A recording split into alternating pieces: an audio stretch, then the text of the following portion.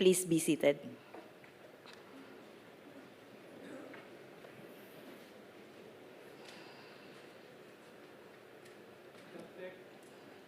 Madam Clerk of Court, please call the cases before us. Good morning, Your Honors. This is a continuation of the oral arguments on the consolidated petitions in GR number 271059, Representative Edsel Lagman, as substituted by Albay, 1st District Representative Crisel Lagman et al. Versus the Congress of the Philippines et al. GR number 271347, Aquilino Coco Pimentel III and Pantaleon Bebot Alvarez versus Lucas Bersamin in his capacity as Executive Secretary et al. GR number E-02472, Filipinos for Peace, Justice and Progress Movement Incorporated, or FPJPM, as represented by its President and Chairperson, Joseph F. Cadsawan, and Chapter Officer, Gloria T. Puzon, versus House of Representatives et al. And GR number E-04036, Edgar Erice and Laila de Lima versus the Senate of the Philippines, represented by Senate President Honorable Vicente Soto III et al. Thank you, Your Honors. Appearances for petitioners, please. Good morning, Mr. Chief Justice, Senior Associate Justice, members of the Supreme Court, Attorney Lorenzo Tañada from the Free Legal Assistance Group for Petitioner Lagman.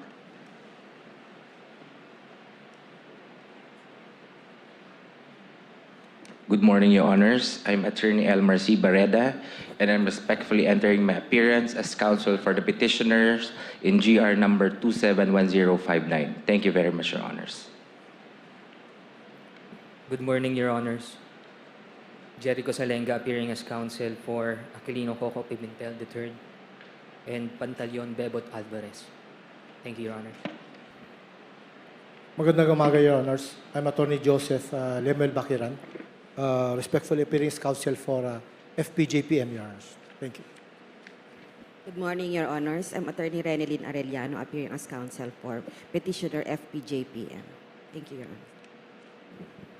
Chief Justice, Senior Associate Justice, and the Honorable Associate Justices of the Supreme Court, good morning. I am Attorney Vopetro Angie Peña, respectfully appearing for Representatives Edgar Erice and Laila de Lima in GR number E-04036. Good morning, Your Honors. I am Attorney Bianca Isabel D. Soriano, also counsel for Petitioners Erice and de Lima. Thank you, Your Honors. Appearance for respondents, please. Good morning, Your Honors. Good morning, distinguished amici. The Office of Solicitor General respectfully re-enters its appearance for the respondents in these consolidated petitions. I am Solicitor General Darlene Marie B. Berberabe. With me today, Your Honors, are Assistant Solicitor General Marisa B. de la Cruz Galandines, ASG George Ortha II, ASG Jennifer Fanjalan Legaspi, ASG Samantha Kamitan, ASG Orlando Polinar, and ASG Mark Perete. Other lawyers of the OSG are in the gallery to provide assistance whenever necessary. Also with us, and pursuant to this Honorable Court's directive, our Department of Economy, Planning and Development Undersecretary Joseph Capuno, the DepDev representative to the Investment Coordination Committee, and DBM Assistant Secretary Romeo Matthew Balangkit, the DBM's representative to the Development Budget Coordination Committee, or DBCC. Other representatives from the DBM and from the DepDev, as well as from the Bureau of Treasury, are also in the gallery. Thank you.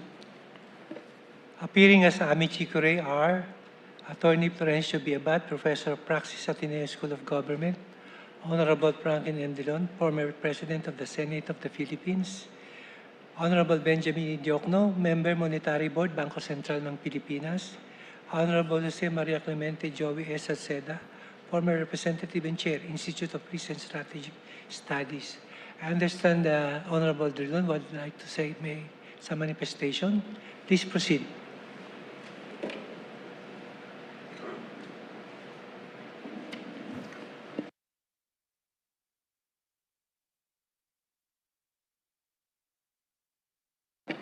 Thank you, Mr. Chief Justice. Secretary Associate Justice Leonen, members of the Honorable Court, a pleasant good morning to all of you. First of all, allow me to express my appreciation for your invitation to once more appear as a friend of the court in this case. As we all know, on record, this case involves a question of first impression, the constitutionality of unprogrammed appropriation. Given the context of our political situation today, I am making this manifestation to urge the Honorable Court, subject to your better judgment, to decide this case as early as possible. As early as possible because the budget will be submitted to Congress 30 days from the State of the Nation address, which is the fourth Monday of July. And the budget will be submitted within 30 days after that, in accordance with our Constitution. We are making this manifestation to respectfully urge the court to decide on this case while as early as possible, preferably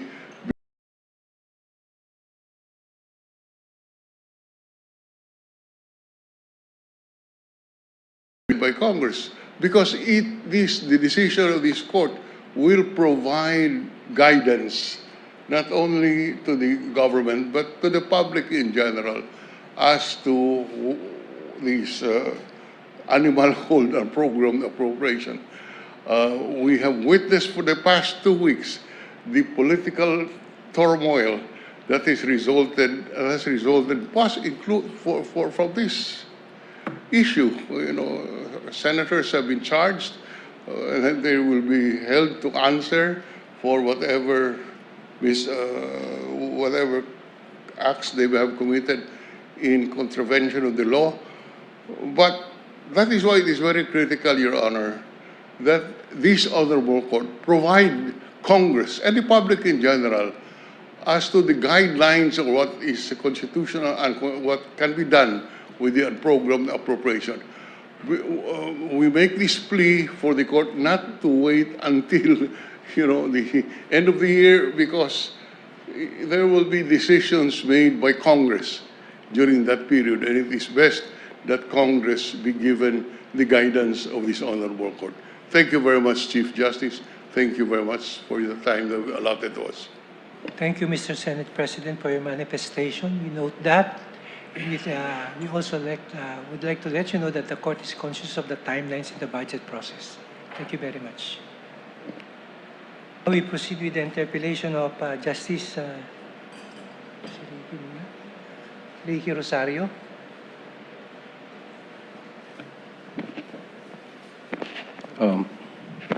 Thank you very much, Justice Amy, for the kind accommodation.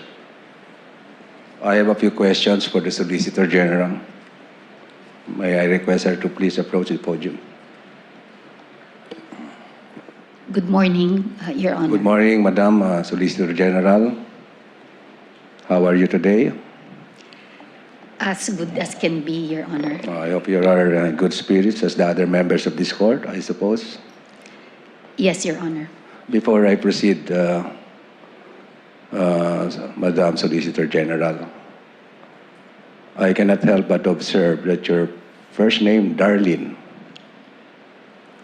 suits you perfectly. Because wherever you go, you seem to be the Darlene of the crowd. I hope the opposing counsel will not take offense at this light-hearted remark, because it is completely innocuous and certainly not indicative of any bias on my part. But I'm willing to voluntarily recuse myself from this case, if that is the price to pay for being honest. Thank you, Your Honor, for making the atmosphere light. Thank you.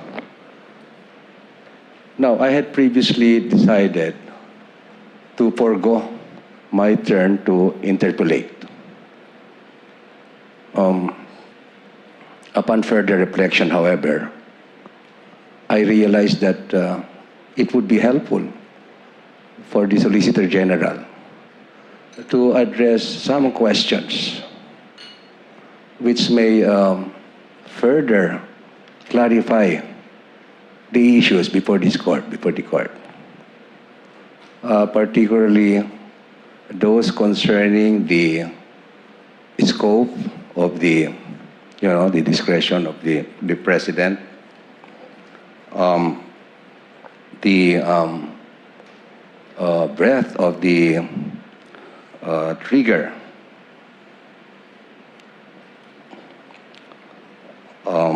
the breadth of the triggering conditions rather for unprogrammed appropriations, the constitutional fiscal ceilings,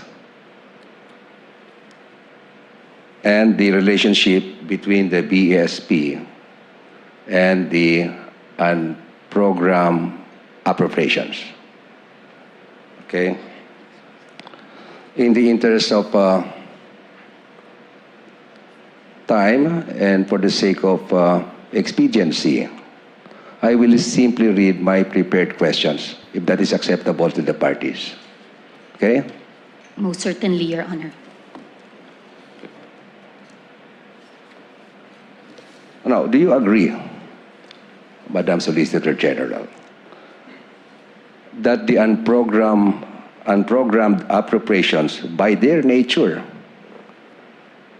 conferred upon the President a degree of discretion not ordinarily present in programmed appropriations, since their implementation depends upon the subsequent occurrence of specified conditions? Sabay-sabay ko na even the follow-up questions. Anyway, the follow-up question will not depend on your answer, on how you respond to the main question. And would you agree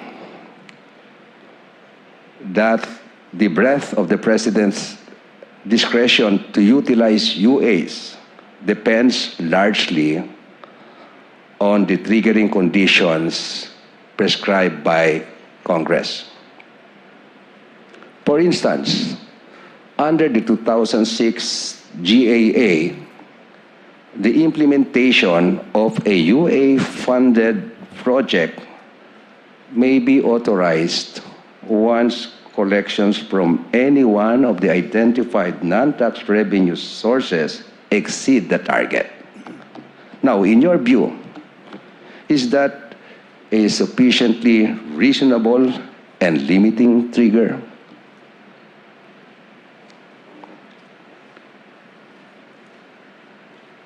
But if the trigger may be satisfied by an excess in just one revenue source, regardless of the performance of the other revenue sources, would that not significantly broaden the executive's discretion to implement UA-funded project? And this further follow-up question,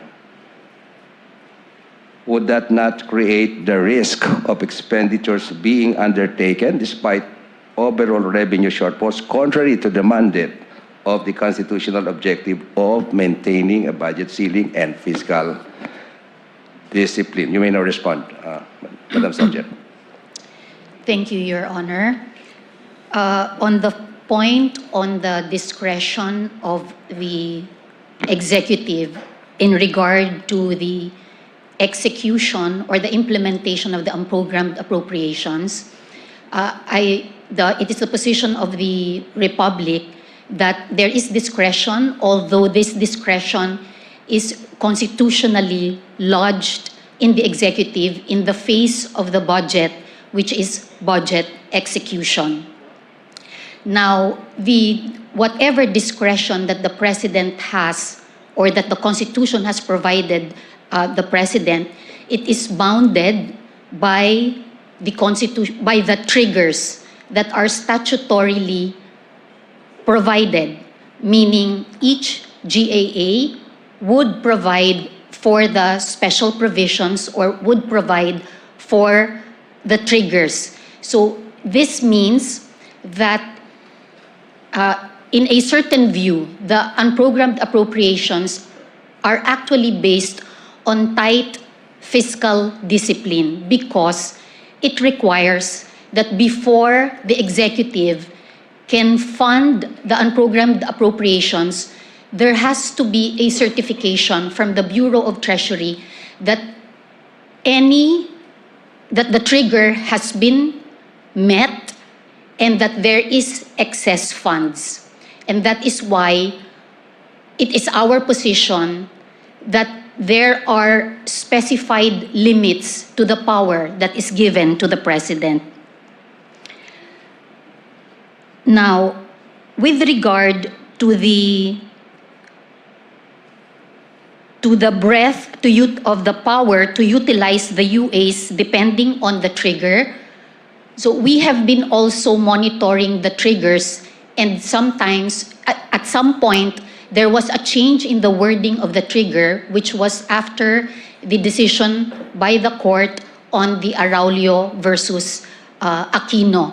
And this is because, based on our briefings with the executive department, the triggers that are provided are not constitutional requirements, but they are statutory requirements.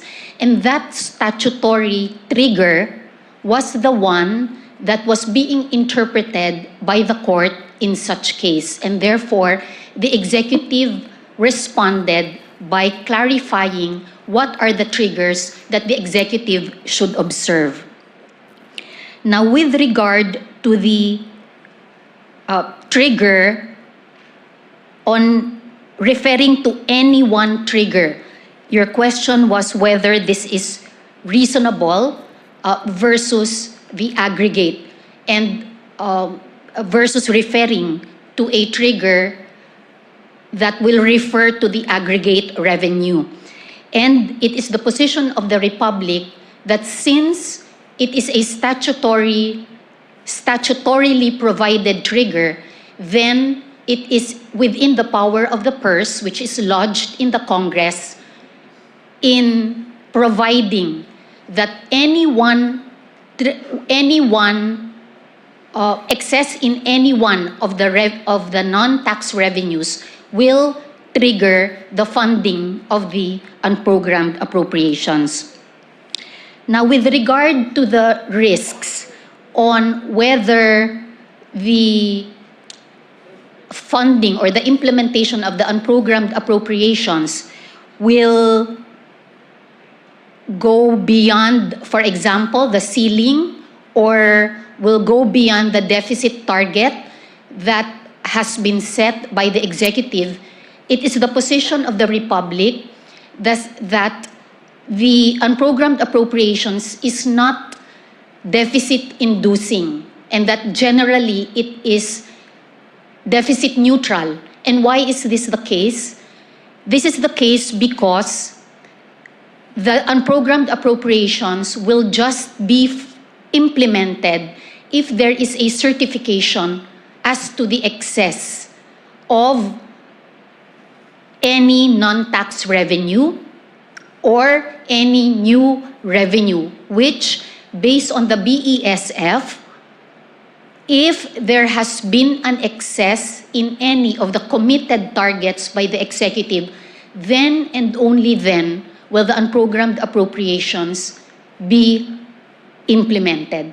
So, Your Honor, if I may finish my answer with regard to the difference between the programmed appropriations and unprogrammed appropriations.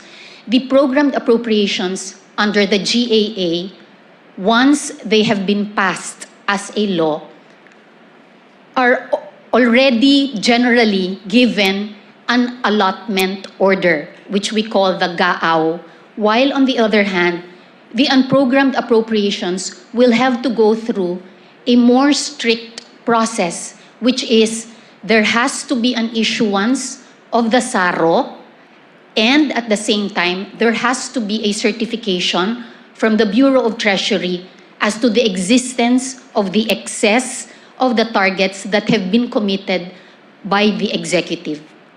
That's my answer, Your Honor. Go to my next question. Yes, Your Honor. Thank Now you. I understand why you are always considered the darling of the crowd. Anyway, this is my next question. According to, or rather, Article 7, Section 22 of the Constitution requires the President to submit a BESF, which includes projected expenditures and the revenues expected to finance them. Now, can you point to this, to the court, to any specific revenue projection in the BESF that corresponds to the amount allocated for unprogrammed appropriations in the NEP or NEP? Your Honor, Did you understand the question? my appreciation, Your Honor, is if there is an item, or if I can point to an item in the BESF that can be the basis for the funding of the unprogrammed appropriations. Yes. Any specific revenue projection in the BESF? Yes. Your Honor, the funding basis for the unprogrammed appropriations are also based on the revenues and sources of financing identified in the BESF. Only it refers to the excess. So if there are targets that have been committed or identified under the BESF, for example, if there is a non-tax revenue, and for example, the dividends, the commitment, for example, of the executive is 20 billion pesos for a year. If there is excess of collection on the dividends, then that excess, let's say 1 billion pesos, will be the funding for the unprogrammed appropriation. So, in other words, Your Honor, the relationship is if you look at the BESF as to the sources of financing, that will also be the reference, and if there is excess on the commitment by the executive, then that will be the trigger. If there's no specific revenue projection in the BESF corresponding to the ceiling or the UA ceiling, would it be fair to say that the BESF does not identify any particular source of financing for the full amount of the UAs?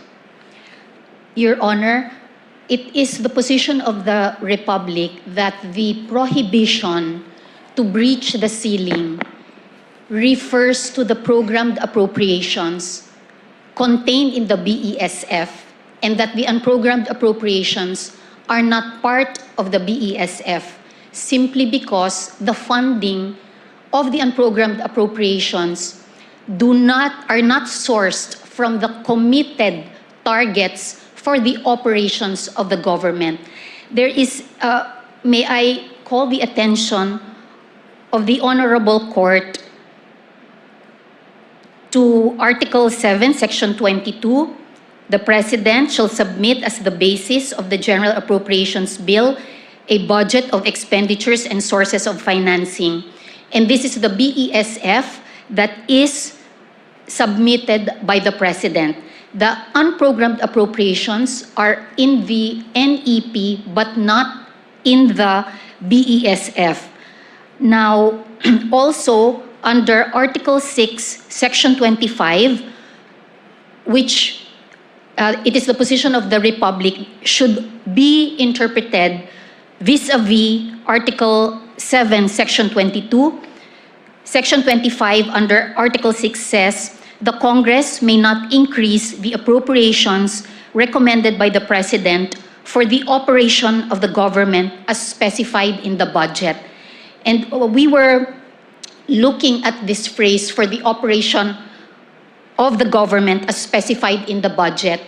And based also on the presentation of one of our amici, Congressman Salceda, when he discussed the history of the budget laws from RA 922 in 1954, there was a previous budget law. I think in the 1930s, there's Presidential Decree 1177. And all of these budget laws, which contain the fiscal parameters, speak of a two-envelope framework. And the two-envelope framework referred to first the operations, the regular operations for the government, and second would be the new projects, much like or similar to the unprogrammed appropriations. And I say that because we were looking at Section 25 and why did it have to qualify the appropriations for the operation of the government. And so it is our position that it is the BESF and not the unprogrammed appropriations which are being referred to that cannot be breached with the constitutional requirement of the ceiling, Your Honor. Okay. If unappropriated appropriations are not supported by any specifically identified revenue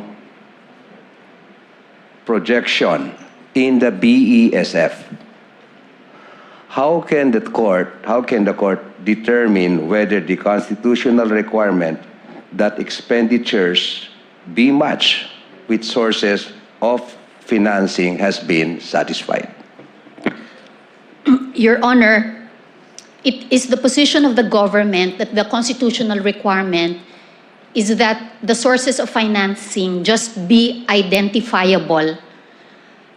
And they are identifiable when we refer to the targets in the BESF, and the trigger would just pertain if there is excess in the collection, then that will be the trigger. Another trigger would also be the support to the foreign assisted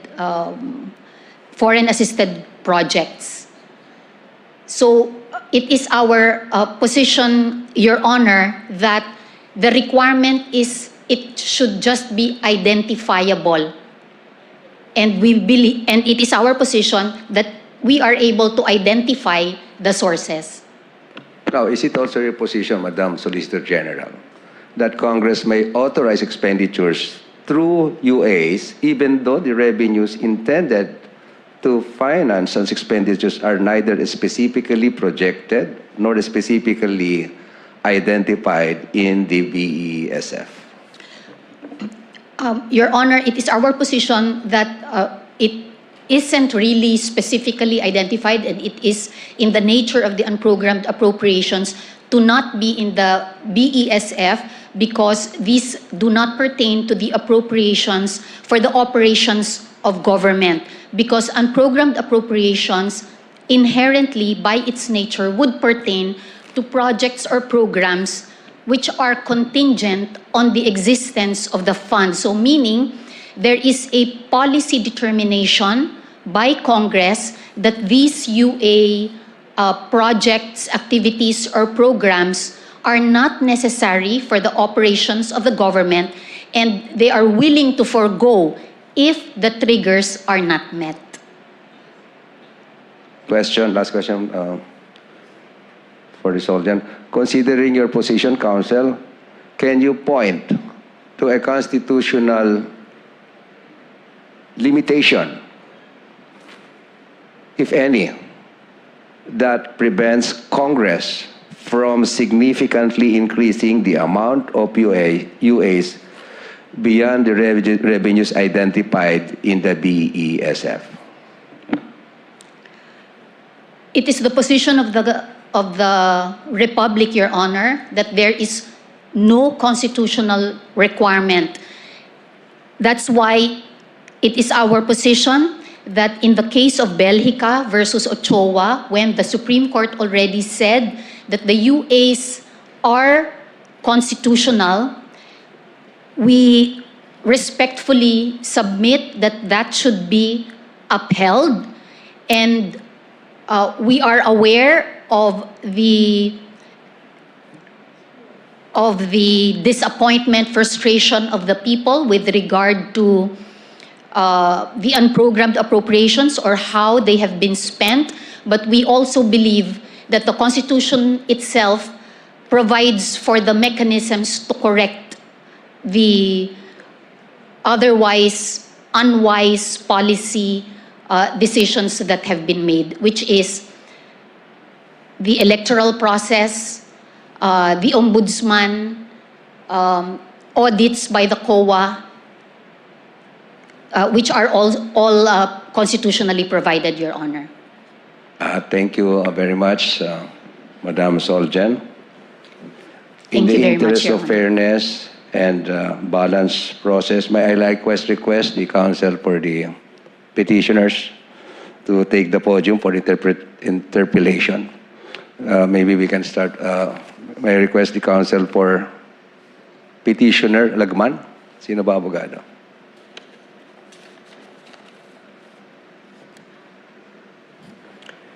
Good morning. Please submit, Your Honor. Counsel, your petition does not clearly allege petitioner's standing. I understand Representative Lagman, may he rest in peace, was a member of the House. Could you please clarify the specific basis for petitioner's standing before this court? Does every legislator who disagrees with the contents of an appropriation act automatically acquire standing to challenge it before the court?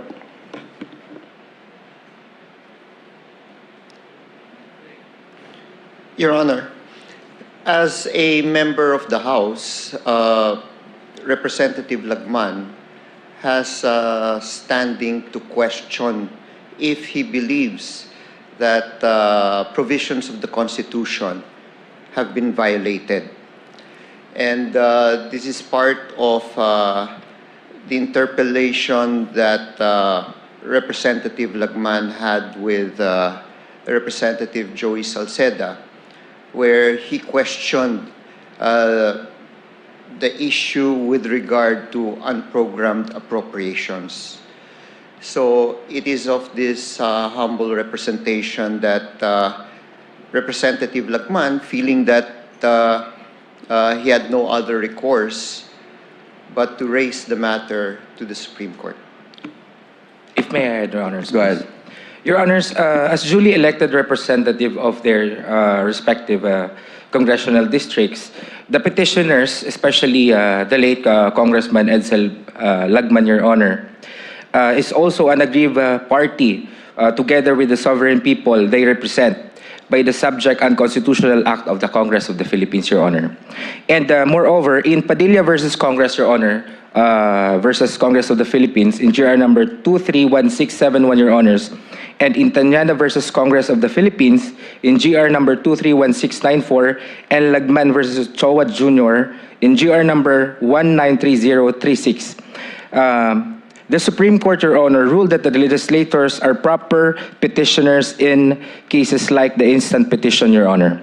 And the ruling in Padilla and Tanyada explains that the court has recognized that every citizen has the right, if not the duty, to interfere and see the public offense may be properly pursued and punished, and that a public grievance be remedied. When a citizen exercises the right, this public right, and challenges a supposedly illegal or unconstitutional executive or legislative action, he represents the public at large, thus clothing him with the requisite locus standi, Your Honors, please.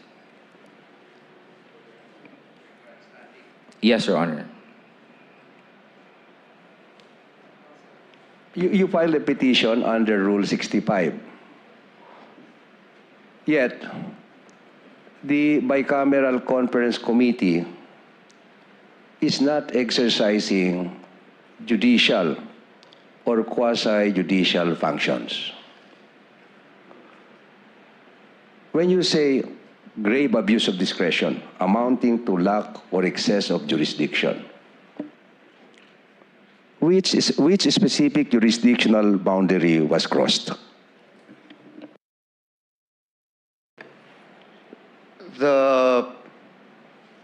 The power of the legislature, Your Honor, I feel, Your Honor, that when Congress, both the House and the Senate, approved on third reading the respective versions of the bill, the bicameral conference committee has the duty to only reconcile differences between the version of the House and the version of the Senate. And since there was no differences between the two versions, the act of the bicameral conference committee in replacing the wisdom of the House and that of the Senate constitute grave abuse of discretion. Is it your theory that the bicameral conference committee acts ultra vires whenever it introduces matters not found in either chamber's third reading version? It is the position of this representation Okay. that But counsel, in Tolentino, in the case of Tolentino versus Secretary of Finance, if you're familiar with the ruling of the court in that case, the case ruled, or the Supreme Court held, that a bicameral conference committee has the authority to include in its report an entirely new provision not found in either the House or the Senate bill. If I may be allowed to read, maiksi lang naman to. Indeed, this court recently held that it is within the power of a conference committee to include in its report an entirely new provision that is not found in either the House bill or in the Senate bill. If the committee can propose an amendment consisting of one or two provisions, there is no reason why it cannot propose several provisions collectively considered as an amendment in the nature of a substitute, so long as such amendment is germane to the subject of the bills before the committee. After all, its report was not final, but needed the approval of both houses of Congress to become valid as an act of the legislative department.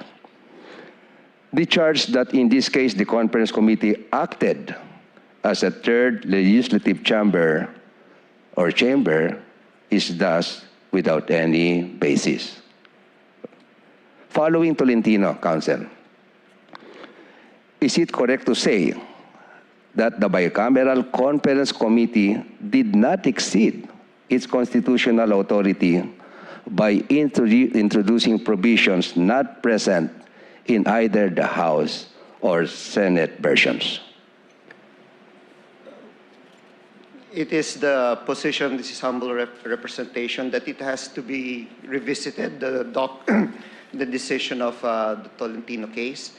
Maybe one question, I'm not familiar if it also dealt with budget, because if it is just a few items with regard to an proposal coming from the bicameral conference committee, then as agreed, it can go back and be reviewed by the respective chamber.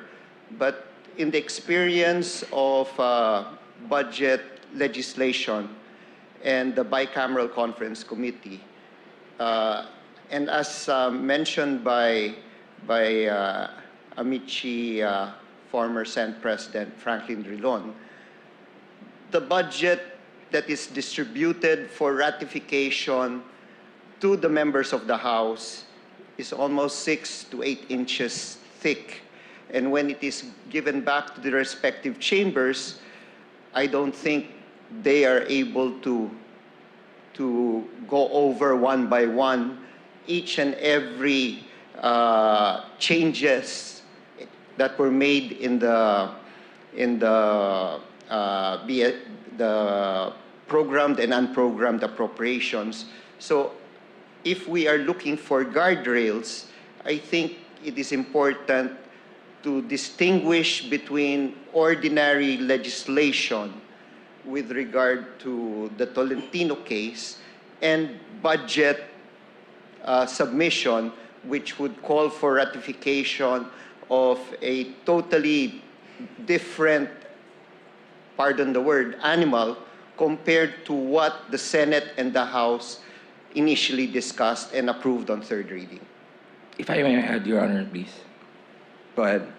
Your Honor, the Tolentino case, Your Honor, must be read in conjunction with the Article 6, Section 25, subparagraph 1, Your Honor.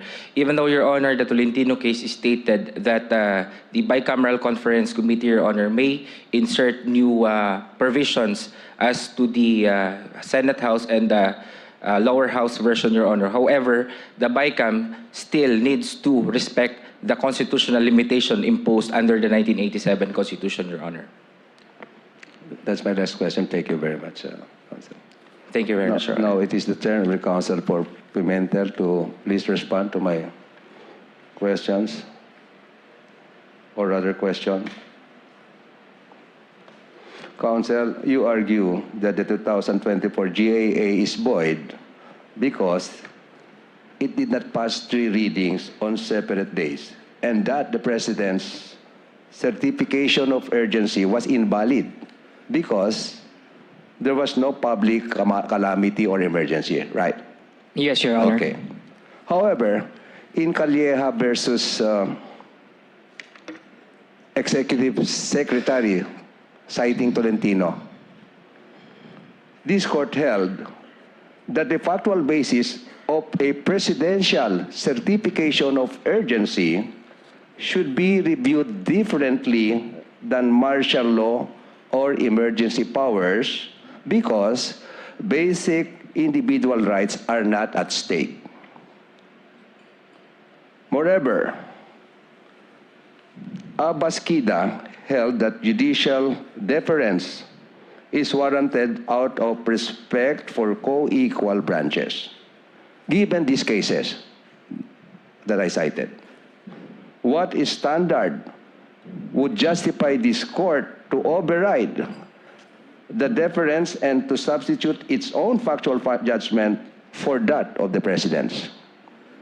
Your Honor, in our petition, Your Honor, we stated the definition of calamity as a legislative enactment, Your Honor, present in Republic Act number 10-121, Your Honor, the Philippine Disaster Risk Reduction and Management Act, Your Honor.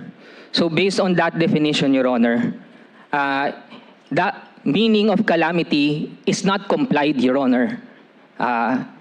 Respectfully, Your Honor, we would like to have that meaning, Your Honor, as legislated, be applied in this case to declare such declaration or summation of calamity as invalid, to give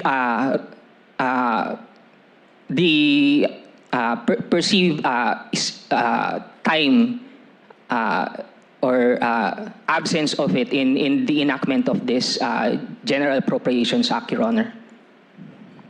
Okay. Thank you, Attorney. I'm about to conclude my interpellation. Can I just request the counsel for Congressman Erice to please take the podium as well? Isang tanong lang po, Attorney. Council, Article 6, Section 25, Paragraph 4 of the Constitution requires a special appropriations bill to be supported by funds actually available or by a corresponding revenue proposal. Agree? Yes, Your Honor. But these requirements apply specifically for special appropriations bills. There are no similar textual requirements for general appropriation bills. Tama? We humbly submit, Your Honor, that the specific requirement... Tapusin ko na yung tanong ko. Yes, So Your what Honor. is your textual basis for claiming that unprogrammed appropriations are unconstitutional because they are not supported by funds actually available? Go ahead. If I may, Your Honor, our submission is that the requirement is not for the funds to be actually available, but for the sources of financing to be included in the BESF, Your Honor, such that all items of appropriation, whether programmed or unprogrammed, will fulfill that requirement, Your Honor. Doesn't have to be that there is an actual source already.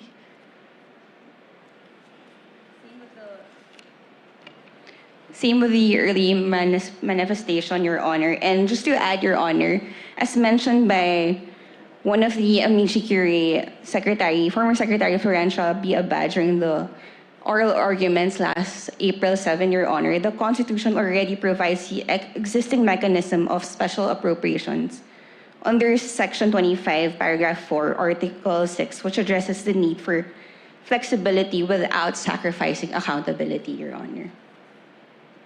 Thank you. Huli na lang yung council. Meron bang FPJ, PM? Thank you, Your Honor.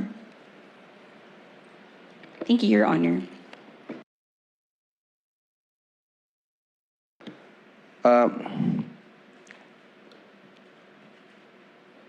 Attorney.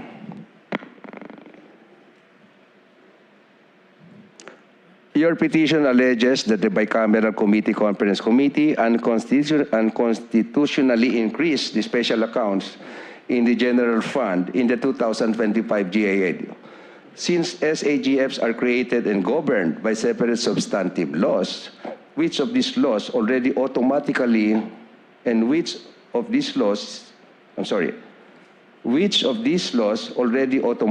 appropriate the earmark revenues as collected, and which of these laws still require further annual legislative action for appropriation by Congress? And this is my follow-up question. If the authority to spend already exists in previous legislation for certain SAGFs, how can Congress be said to have increased the appropriations recommended by the President when no fresh recommendation from the President is needed in the first place? To answer the first question, Your Honor, there are two classifications of earmark revenues, Your Honor, the use of income in the general fund and the special account in the general fund. However, Your Honor, it is as you have said, Your Honor, the 13 laws already specified that the income from the 30 special penal laws that we mentioned in our petition, Your Honor, that the income that should have been included in the BESF, Your Honor, should not have been increased by Congress because of the specific provision of Section 25(1), Your Honor. While the Constitution provides that all appropriations should not, recommended by the President should not have been increased, the Congress should not have therefore increased the appropriations recommended by the President, Your Honor.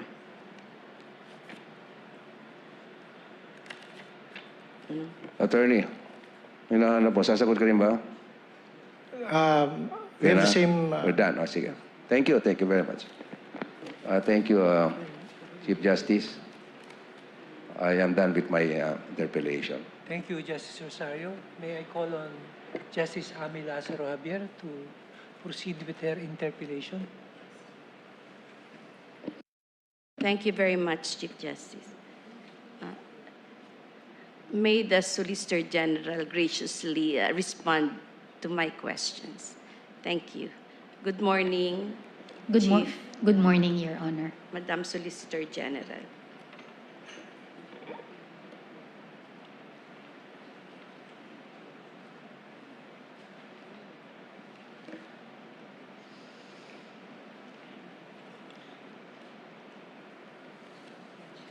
Okay.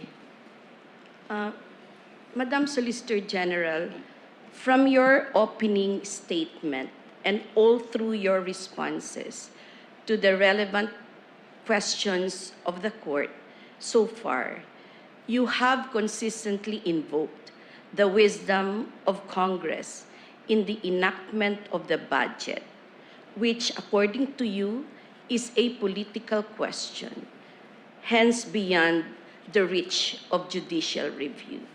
Is that correct? Yes, Your Honor. Yes, thank you very much. So what do you mean by the wisdom of Congress in the enactment of the budget?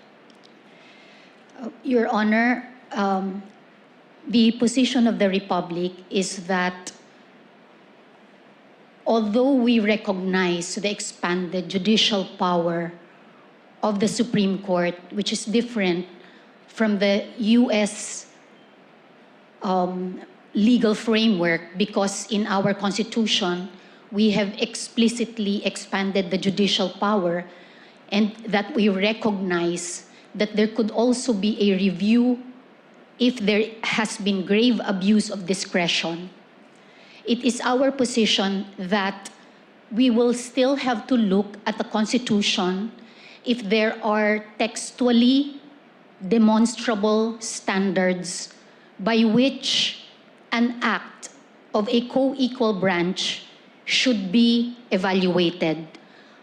Otherwise, we believe that the Supreme Court also, in many of its decisions, have given much respect and deference to co-equal branches when the power has been constitutionally provided to that co-equal branch, such that the power of the purse being given to the Congress will then have to be delimited also only by what has been constitutionally provided. Very well, Madam Solicitor General. So it is your position that the invocation of wisdom standing alone is not a magic wand that compels the court to desist from reviewing a case where constitutional issues are involved.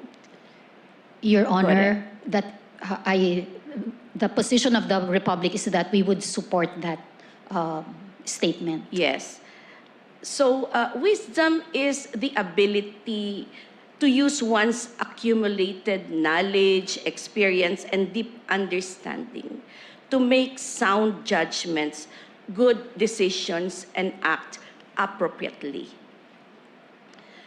Can you cite specific cases where the court deferred to the wisdom of Congress in the enactment of the GAA? And for what reason, and for that reason alone, desisted from reviewing questioned items in the GAA, even though the constitutionality of these items was challenged before the court? Your Honor, may I confer with my team just to be able to identify Yes, a please. specific case? Thank you, Your Honor. Thank you.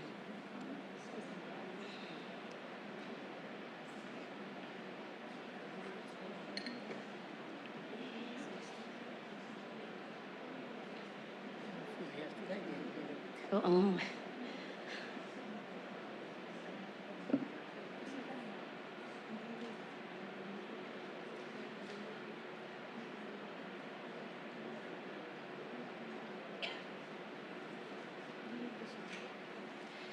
Your Honor, with regard to the specific issue of GAA, we don't have a specific case now. We are able to, I'm able to remember like Tanyada versus Angara, where there were pronouncements by the court that if there is unconstitutionality, if there is an allegation of unconstitutionality with regard to an act of a co-equal branch, the Supreme Court will give much respect and deference. I would also be reminded of the standard of proof that was enunciated by Justice Zalameda in the municipality of San Mateo versus Smart Communications, where Justice Zalameda said that if there is an allegation of unconstitutionality, the standard of proof is that the petitioners should prove beyond reasonable doubt. And it is a corollary principle to the presumption of constitutionality by a co-equal branch. And Your Honor, with your indulgence, if we may be allowed to submit a case to research on a specific GAA case to answer your question. Please do that, Madam Solicitor General. Thank you, In Your the Honor. cases that you cited, did the court defer to the wisdom of the executive in sustaining the validity or constitutionality of a specific law? Or is it because the petitioners failed to master the quantum of evidence required? In the municipality of San Mateo, Your Honor, it's the second one that the petitioners failed, and which is also our position in this case, that the petitioners have not alleged or have not discharged the burden of proof that is imposed upon them. Yes, that's true. So the invocation of wisdom alone is not enough. If we examine the cases of the Supreme Court, deferring to the wisdom of the political departments of the government, it is only because the invocation of wisdom, or the principle that we must respect the wisdom of the political departments, is just an aside. It's just an additional ground. And it's never cited as the lone ground in sustaining the constitutionality of a questioned law or issuance. Do you agree? Your Honor, I would agree that since the 1987 Constitution, the political question, in fact, has been really set aside because of the expanded judicial power. Your Honor, in my notes, because I also am remembering a case which is Tanyada versus Angara, but this is not a GAA case. This was about the WTO, but when I read it, I noted it down as a note for the Supreme Court not reviewing the wisdom. This is by Chief Justice Panganiban, and there were excerpts where the Supreme Court said that the responses to the questions on whether entering the WTO would bring more prosperity, employment, purchasing power, that they involve judgment call by our policymakers for which they are answerable to our people during appropriate electoral exercises. And if I may, Your Honor, it went on to say, again, referring to the burden of proof, it said that we find no patent and gross arbitrariness or despotism by reason of passion or personal hostility in such exercise, which we believe, Your Honor, is the standard for grave abuse of discretion. So I agree, Your Honor, political question, we won't stop at the issue of whether it is a political question because the Supreme Court would have the power to determine if there has been grave abuse of discretion. And it is just our submission that then the Constitution we will still look at the Constitution if it has provided for the parameters by which the Honorable Court will have to evaluate. Otherwise, if there are no textually demonstrable standards, then that means that in certain powers which have been lodged constitutionally by the constitutionally to the other co-equal branches, then the judiciary will be given a special position to supplant its policy or wisdom on powers that were given constitutionally to the other branches. Madam Solicitor General, the court doesn't supplant. The court nullifies or sets aside, but never supplants its wisdom over the wisdom of the political departments. That is not the role of the judiciary. I submit, Your Honor, I say it without intention to put in a negative light. I might have misappreciated, Your Honor. It's all right, We submit, Your Honor. Madam Soljan. That's well taken. So, I'd like to stress that the case that you mentioned, Municipality of San Mateo versus Smart, is a division case. First division, where Justice Alameda sits as a member, as a senior member at that. So, are you still invoking it? Your Honor, I have in my notes also, because the Municipality of San Mateo is just one. If I may go to my notes, Your Honor, to be able to share the other cases. Actually, you may invoke it because the Chief Justice also sits as chair in that It's a division. decision, so it's okay. Yes. Because the division is part of the Supreme Court Yes, itself. of the law of the land. Thank you, Your Honor. Thank you. All right. So, on the other side of the fence, can you please cite specific cases where the court nullified specific items in the GAA for being unconstitutional, notwithstanding the government's invocation of wisdom on the part of its political departments, such as the executive and the legislature? Your Honor, I think it's the Belgica versus Ochoa, where was it the Countryside Development Fund? Alin ba yung CDF? Alin yung PDAF? The Belgica, in the Belgica case, the Supreme Court nullified the PDAF for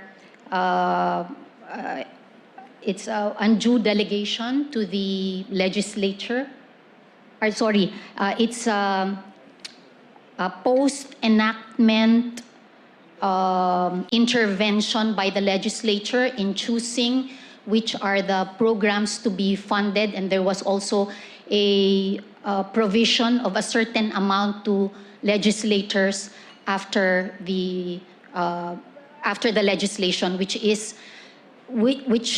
stage is given to the executive, but the legislature was in fact given the power to interfere. Yes, very well, Madam Solicitor General. I was hoping you would mention the PhilHealth, where you did not file a motion for reconsideration.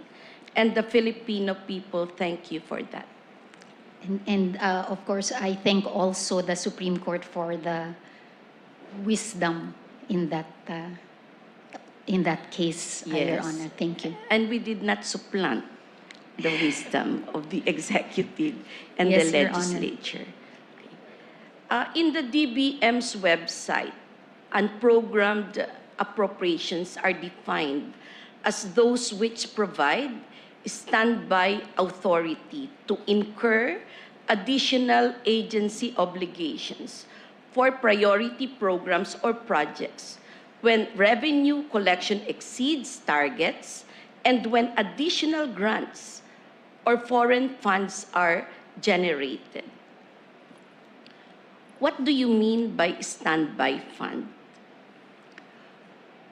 From your understanding. Standby appropriations, Your Honor, mean that the triggers are identified, and if and when the trigger is met, therefore, the programs, activities, and projects will then can then be funded. So it is contingent on the realization or on the existence of the triggers. Yes, so it is ready or held in reserve, correct? No, Your Held in reserve. That is how the dictionary defines it. It is ready for use. Is that correct? Or we don't agree with the dictionary's definition? No, Your Honor, because there is yet no fund, and it is dependent on the meeting of the targets and if there will be an excess in the target. Yes, so there is reservation but no funds.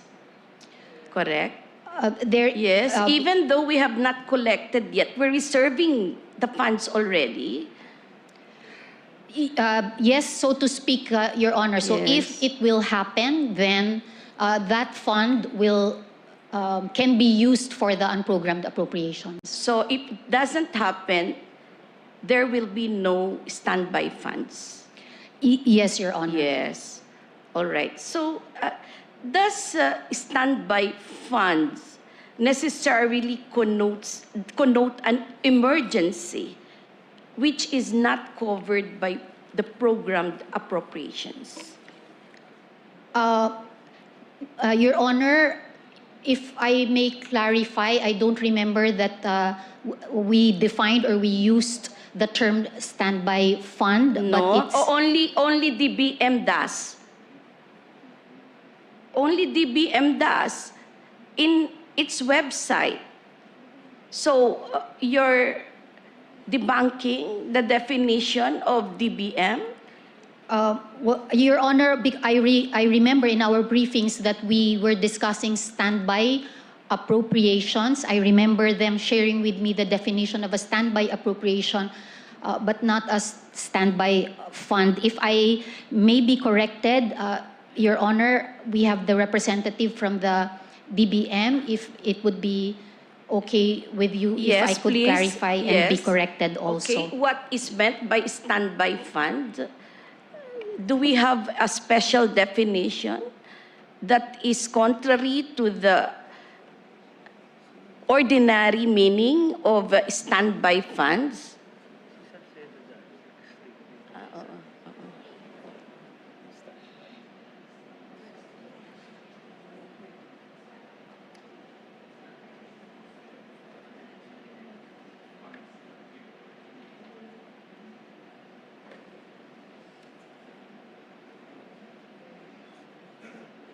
Your Honor, So also, my team confirms that our understanding is there's no reserve fund, but it is There is no reserve there's fund. no reserve fund. But only earmarked.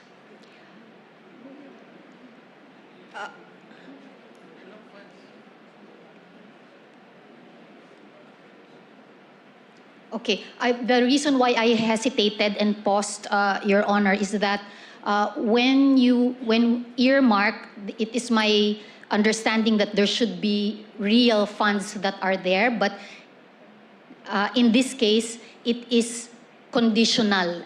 There is no Correct. fund yet. Conditional reserve. You can say that it's a conditional reserve. So if it is generated, so be it. If there is no generated fund, there is no reserve. Reserve is just an abstract, right? Yes, Your Honor. I would agree with your explanation, Your Honor. All right. So it's, ma'am, yes. Yes, please. Magandang umaga po. Magandang umaga sa'yo. I am Andrea Magtalas po from the DBM. Opo.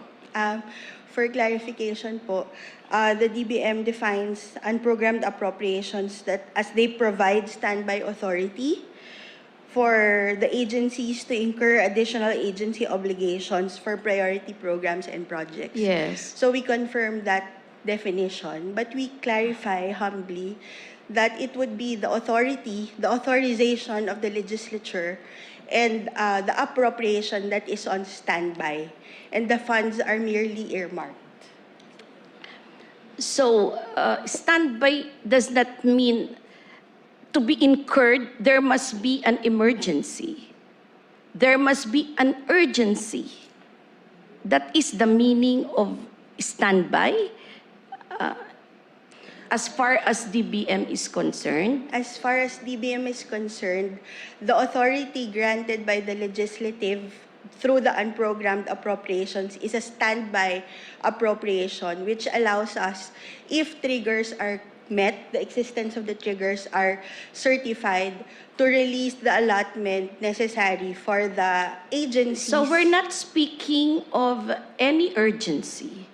We're not speaking of any emergency when we provide an program appropriation. The unprogrammed appropriations as legislated would be dependent on the priority programs and projects not covered by the programmed appropriations and are deemed necessary, such as foreign assisted projects that do not yet have final loan agreements, which could happen during the fiscal year. All right. So on one hand, we have deficit, budget deficit. Is the funding of the deficit certain? Or it also depends on whether we could generate the funds to cover the budget deficit? When the DBM submits, when the executive submits through the DBM, the budget, BESF, Budget of Expenditure and Sources of Financing, there is an anticipated level of deficit. We are working on a deficit. Yes, correct. Budget. So anticipated deficit. And do you have anticipated sources for this deficit? Yes. Yes. Yes. Pretty much like unprogrammed appropriation. Unprogrammed appropriation is another form of deficit. Correct? Because there are no existing funds. But we are providing the programs and projects because we anticipate funding. Correct? Yes? Your Honor, may I be allowed to Yes, answer? please, Solicitor General. It is our position that the unprogrammed appropriations are not deficit-inducing. In fact, they are generally neutral because the sources of funds are identifiable contingent. If there is excess, Yes. then the source of fund will be ready, and therefore it should not produce a deficit because the source of fund is identified. Yes. So, I don't disagree with that. I fully agree. And I would like to emphasize again that the contingency funds that will cover the deficit on one hand, all right, is the status of the deficit to be covered by funds that the government may or may not be able to raise is similar to the nature of the funds that we will raise still in the future to cover unprogrammed appropriations. That is the similarity that I would like to emphasize. Correct?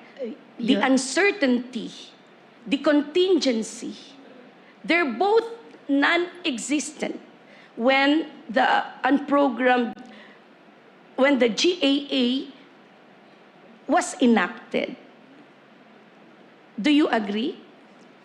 Your Honor, if I may, with regard to the deficit target, it is our understanding, and please correct me, ASEC Angel, that that the target is planned, discussed, deliberated on. Okay, so meaning the BESF will include all the sources of financing, and the financing could be local borrowings or foreign borrowings, and the DBCC, and in their discussions, there is in fact a target that they wish to be within and not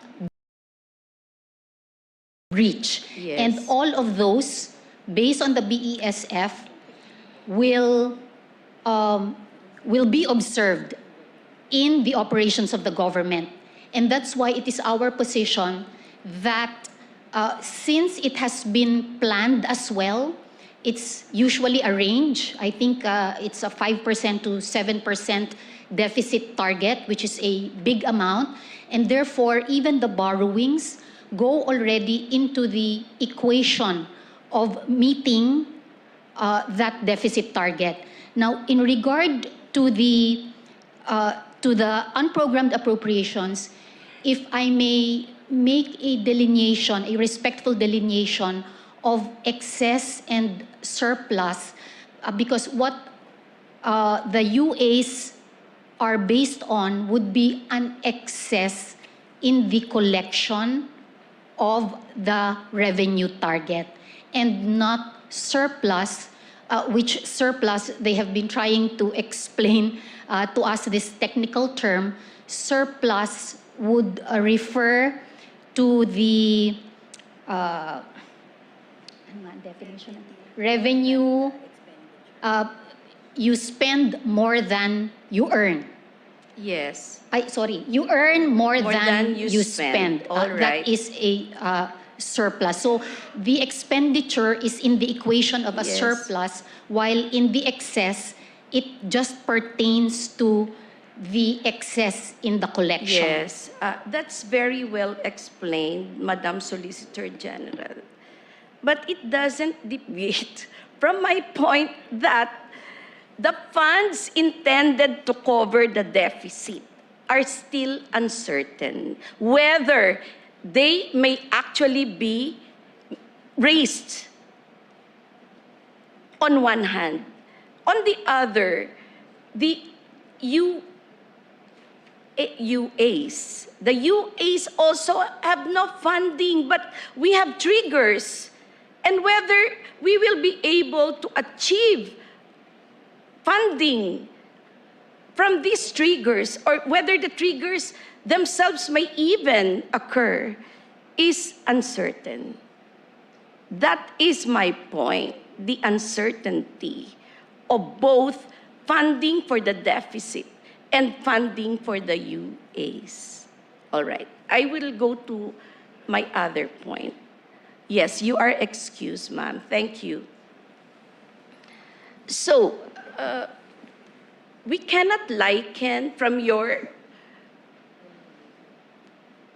definition of standby funds. Standby funds is not for emergency, it's not for any urgent projects of the government. Okay. But do you say that the programmed appropriation, the projects or programs under this category are urgent and matters of emergency? Your Honor, the unprogrammed appropriations, the PAPs, projects, activities, programs, are not, I would not describe them as emergency because the programmed appropriations would have the contingent fund. Meron bang emergency fund? Emergency funds, a programmed appropriation? Or there's the calamity fund and the contingent fund, which are all in the programmed.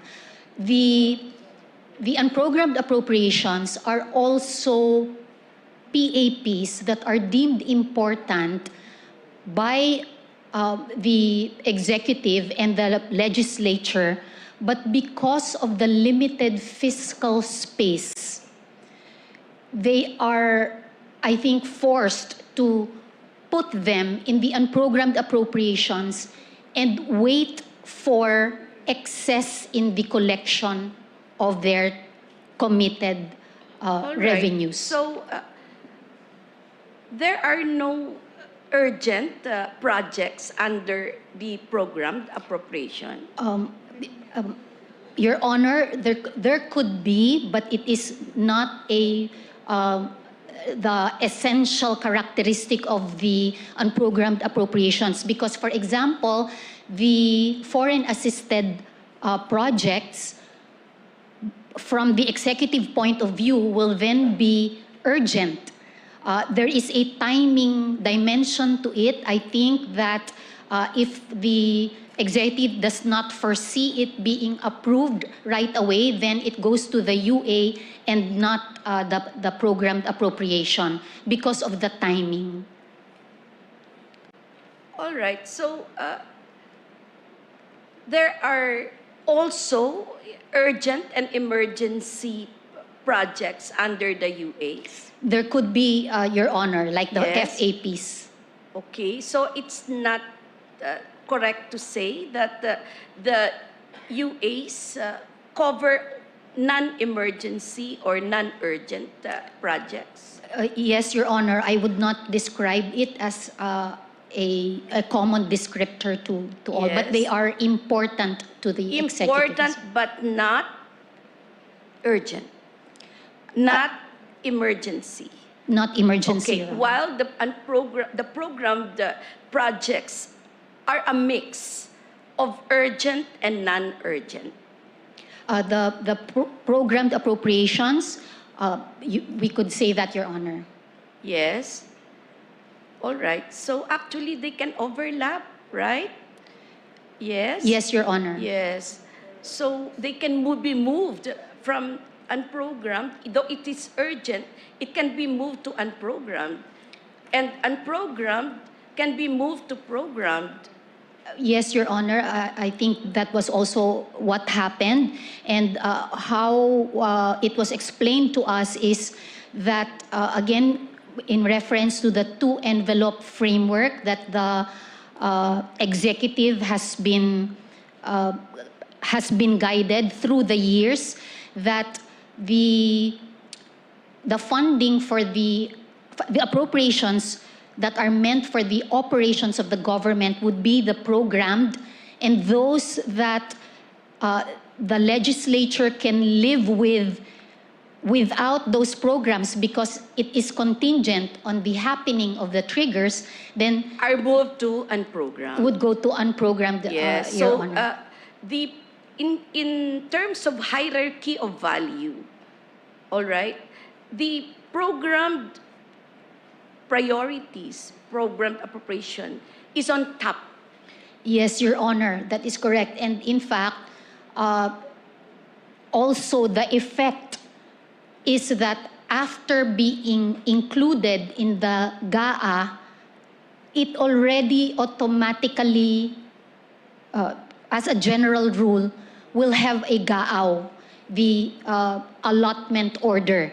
While the UAs, you will have to go through the SARO approval and a certification from the Bureau of Treasury that there is the existence of the excess funds. So the standby fund may or may not be realized. Yes, Your Honor. Yes.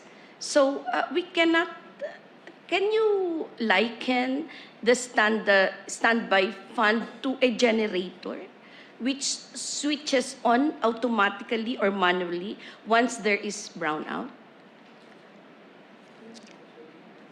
There is the comparison, Your Honor, in the sense that if there's a trigger, an event that will trigger its happening, The trigger then is it's the correct. brownout Yes, Your Honor. and the availability of the generator.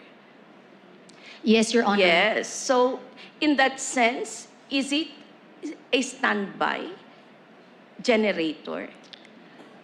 Yes, Your Honor, it's Yes. a generator. To provide current or light where the regular supply runs out. Correct? Your Honor, that last description, it's actually exceeding the collection. So it doesn't run out, but the executive has exceeded its targets. Even though in the meantime, the budget deficit has not been fully covered. Your Honor, it's the point that we hope to clarify. So again, and maybe if okay with you to ask for the expertise of our budget secretaries, because it is our understanding that the deficit is actually, there is a lot of intention to it and deliberateness as to what will be the source, how much will be borrowed, and that's already, they have a formula and they have an equation for it. It's all right. I will go to my next question. So you speak of priority programs or projects. Okay. Can you cite examples of priority programs or projects that were included in the unprogrammed appropriations of 2024, 2025, and 2026?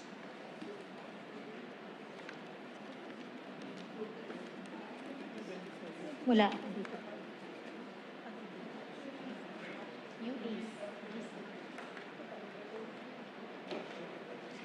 Your Honor, may I ask for a list of the unprogrammed Yes, appropriations? please. 4, 25, 26.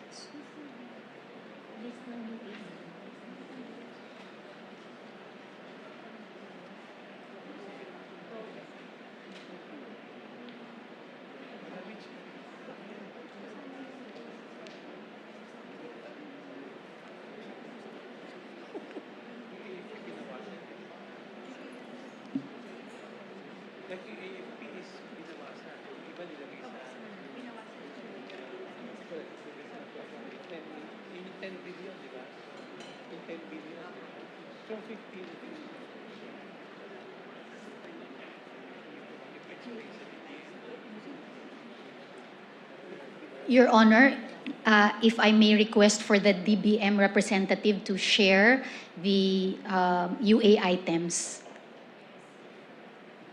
All right. Yes, please.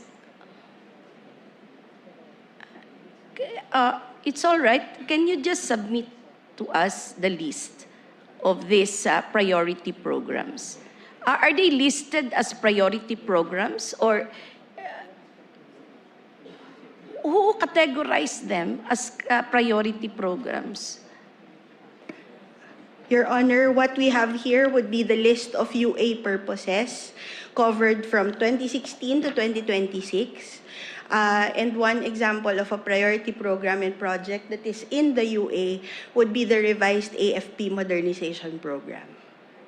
Unprogrammed. All right, but isn't AFP modernization program a long-term program? Yes. Yes? Of how many years? There are phases, but I think more than 10 years. I Yes, will so validate. they're quite predictable, right? They're recurring in every GAA I could ever remember.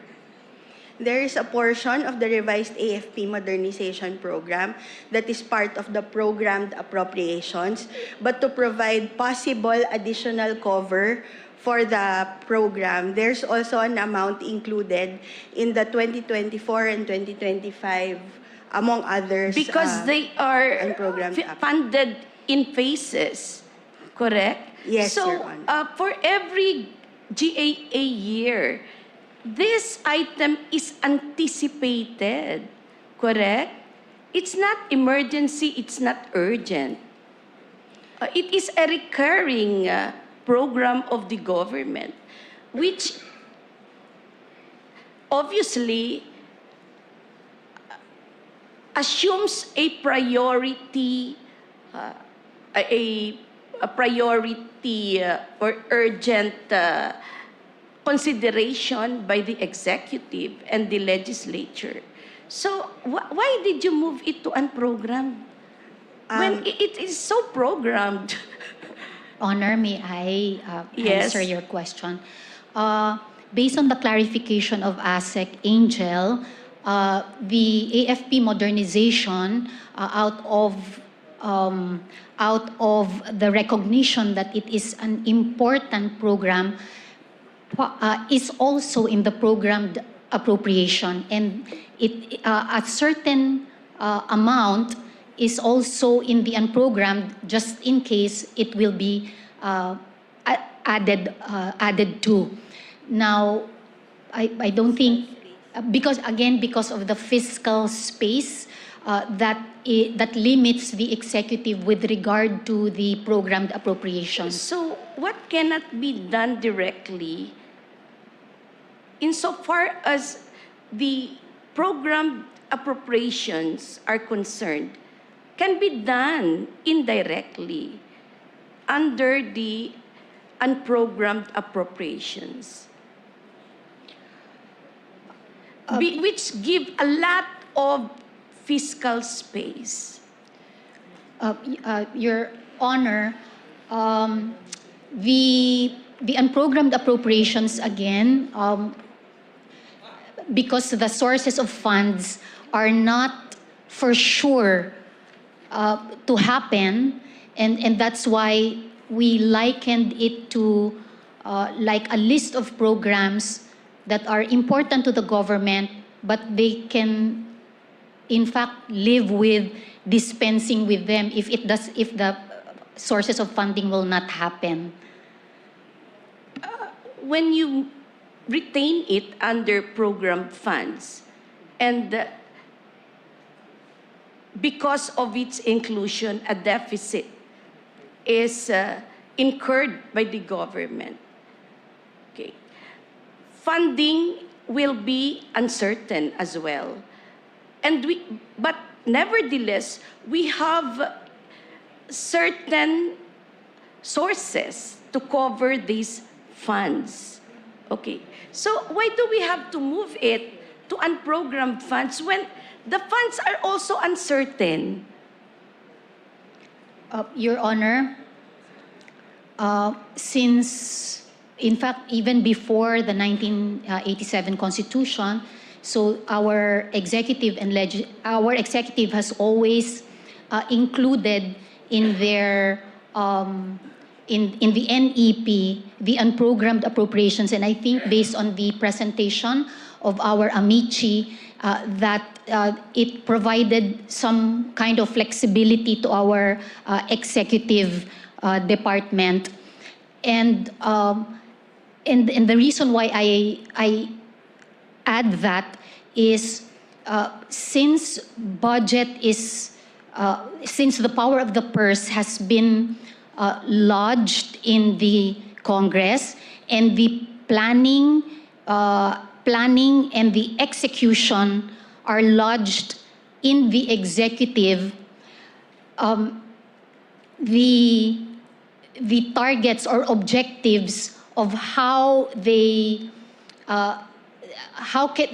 can perform with limited fiscal space would be given a lot of deference as well because of their many years of doing their job of the planning, legislation, and the execution of the budget, which is the contemporaneous construction of their power under the Constitution. I agree, but only if it is untainted with grave abuse of discretion, not if it breeds corruption or bad governance. Yes, Your Honor, it is our humble submission that, in fact, the vulnerability to corruption is not unique to the unprogrammed appropriations. It could also happen in programmed appropriations. Correct, but it is enhanced. It is enhanced. All right.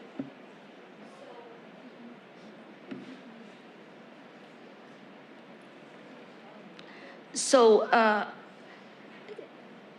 you maintain that there were certain criteria used by the legislature in shifting certain items from programmed to unprogrammed appropriation. Okay? And a court correct? Yes? Yes, Your Honor, although I do not have the information because we thought that in general, correct? Yes, Your it Honor. goes to the wisdom, but it is also the duty of the government to lead us to the wisdom that led to this decision, because that is a big consideration for the court to resolve this case in accordance with the Constitution. So, as I said before, the invocation of wisdom is not its own excuse for being. It is not a magic wand that once it is flushed, the court will automatically desist from reviewing the issues at hand. All right, so it is Correct. but fair for the Filipino people to be apprised of how this wisdom is exercised and how it came about. Okay, for example, the share of local government units in the collection of special privilege tax was categorized under programmed appropriations in the 2016 and 2017 GAAs.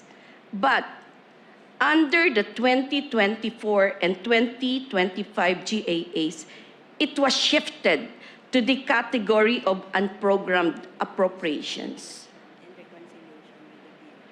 What standards were used by Congress for doing so?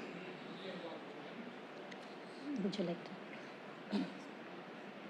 For the prior year LGU shares, Your Honor, in 2024 and 2025, the amounts were included in the unprogrammed appropriations because there is a need to certify the availability of such amount and that such amount certified be reconciled with the Bureau of Internal Revenue. So without such reconciliation... That is the reason? You just want to reconcile the figures? At the time of the preparation of the NEP, yes, the reconciliation has not yet been correct, completed. But it's just reconciliation. It's a mathematical computation. That is the wisdom. Because you have yet to compute, or you have to make the numbers Without such tally. Without such reconciliation, Madam Chair, the executive placed the Can we not amount have a in the more unprogrammed. substantive reason? I always believe that wisdom bears substantive reason, not mathematical reason alone. All right, let me go to the AFP modernization. Okay, under the NEP for the 2024 GAA, the President proposed the whole amount of 50 billion for this item, but Congress split this amount by assigning 40 billion under programmed appropriations and 10 billion under unprogrammed appropriations. Madam Solicitor General, please lead us to the wisdom underlying the splitting of this item under two different categories of appropriation. Your Honor, I do not have the reason of Congress in splitting it, Your Honor. It is our understanding that when we refer to the wisdom, we do not mean that the conclusion can be considered as wise, or can be considered as correct, or can be considered as sound.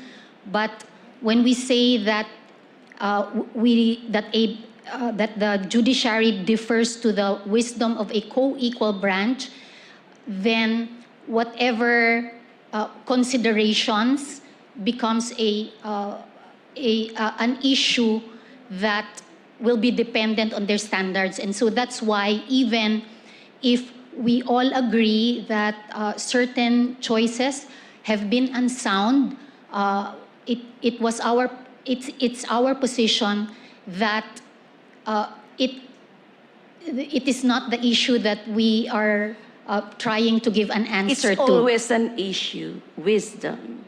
That's why we say untainted with grave abuse of discretion. When wisdom is invoked by word alone, by lip service, but the substantial part of it is unwise, then it is not wisdom. All right. So you invoke, Madam okay, your excuse. Thank you. Solicitor General, the earmarking of different sources for programmed on one hand and unprogrammed on the other.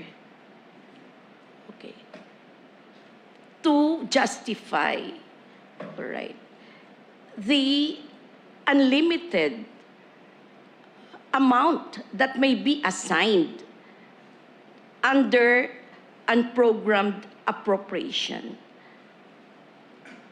Don't you think this is a superficial distinction, without which programmed and unprogrammed appropriations are one and the same, bearing the same features, except that programmed appropriations are made subject to constitutional limitations pertaining to the ceiling amount, while unprogrammed appropriations are made exempt from these limitations. It means while programmed appropriations have a ceiling, both visible and quantifiable, in contrast, for unprogrammed appropriations, sky is the limit. Your Honor, I would refer to the history of the budget law, and which I think is the basis also of how our wordings in the Constitution has been this way. It appears, and it is curious also to us when we were looking at the beginning of the unprogrammed appropriation, At first, we thought that it just started in the 1989 GAA, but it appears that it predated the 1987 Constitution. So it goes into the fiscal policy of the executive. It goes into the fiscal space that they are trying to be disciplined about. And because of the responsibility of Congress to identify if ever there will be additional funds to already have the ready appropriation, that is, to our understanding, why the unprogrammed appropriations have become to be an integral part. Illimitable. All we are saying, Your Honor, because the issue in this case is whether the unprogrammed appropriations is unconstitutional, and it is our position that it is not unconstitutional, and that there is no there's no text in the Constitution or no text in the Constitution that defines or limits the unprogrammed appropriation. Correct. That's why that classification was provided. Apparently to skip this prohibition. At any rate, for me, it is a paradox. Unprogrammed appropriations are fixed, hence they have a ceiling. It is like purchasing from the department store. No haggling. The prices are fixed. On the other hand, unprogrammed appropriations have no fixed ceiling price. Pretty much like a tiangge. Haggling is the name of the game. Pwede tumawad. Okay. Now, my position is the artificial distinction between programmed and unprogrammed appropriations. For me, it has a lot to do with our budget deficit. Okay, so may I ask again the good representative of the DBM to please respond to this question. In 2024, how much was our budget deficit?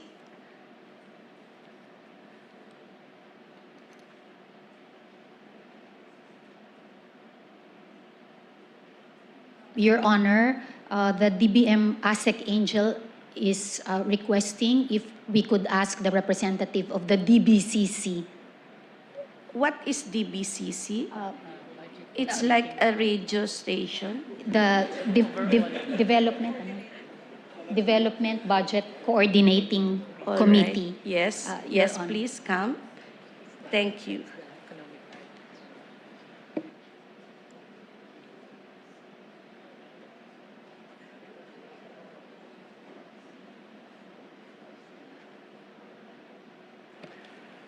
Good morning, Your Yes, Honors. yes. My name is Good morning. Romy Balangkit from the DBM, and I'm the chair of the DBCC Executive Technical Board. DBCC stands for Development Budget Coordination Committee, wherein its members are the economic managers, Your Honor.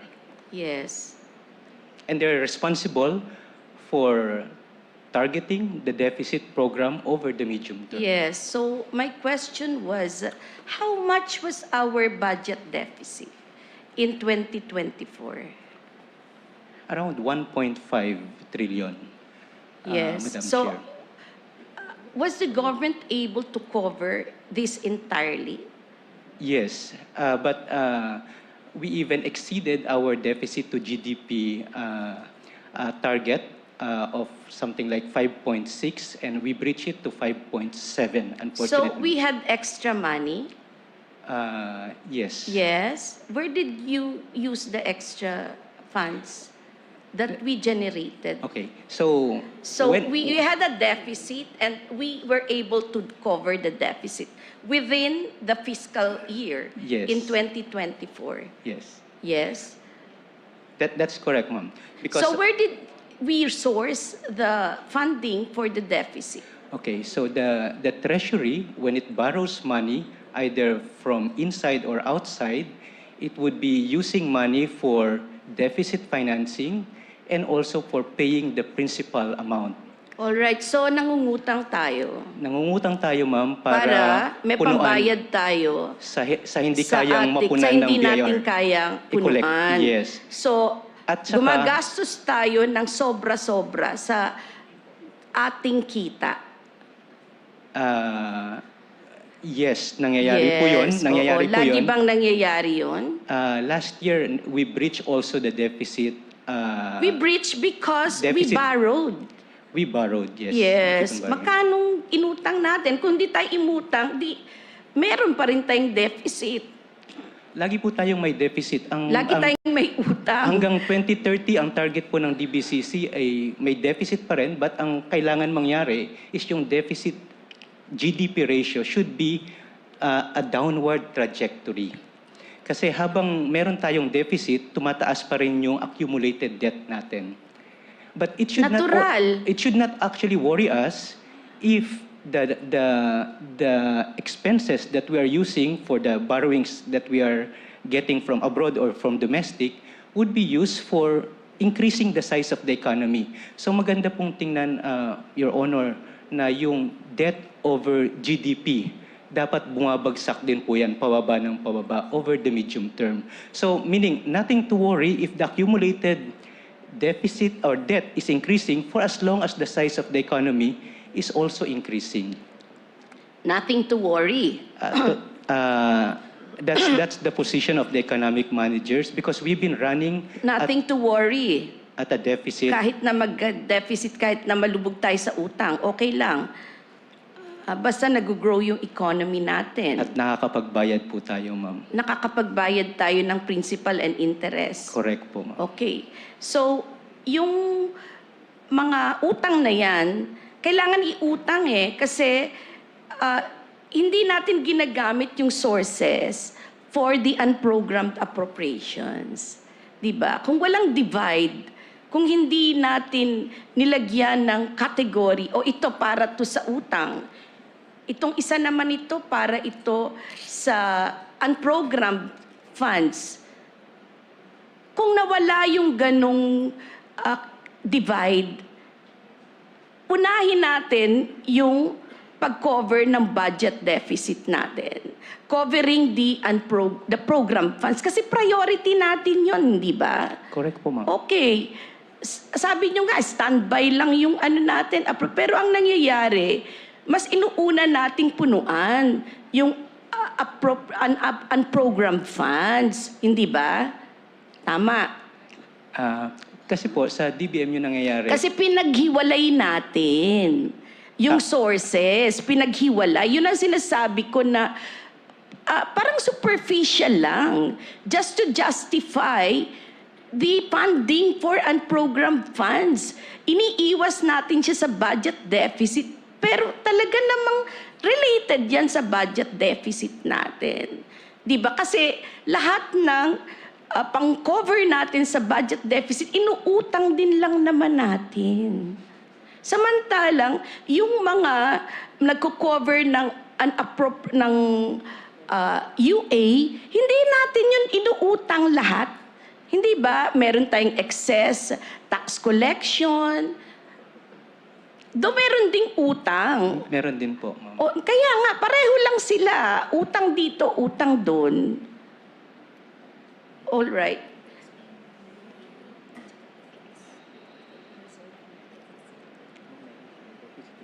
All right. Has it happened that at some point in the fiscal year, the unprogrammed appropriations shall have already been fully funded, while our deficit still is not fully funded? Ma'am, yung history po, hindi po lahat ng UA na pupondohan. in the past, I could O mention... hindi siya napopondohan lahat. Yes. Okay, mga ilang porsyento ang hindi napopondohan? For example, yung 2023, Yes, Chief. out of the 807 billion na UA sa GAA, ang na total releases lang, I'm sorry, I have not complete. Yes, it's all right. So I it's think not we all complete, yeah. deserve a health break. Chief Justice, I yield the floor to you. Thank you. Thank you, Justice Ami.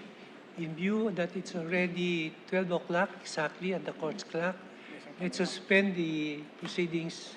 But in the meantime, Justice Kagi would like to ask question to the Solicitor General. No, just to clarify, you were mentioning earlier about transferring program to unprogrammed. Sino ba talaga nagta-transfer? Is it the Office of the President when they prepare the NEP? Or is it Congress when they pass the GAA? It is Congress, Your Honor. So it's not the Office of the President. It's not DBM. No, Your Honor.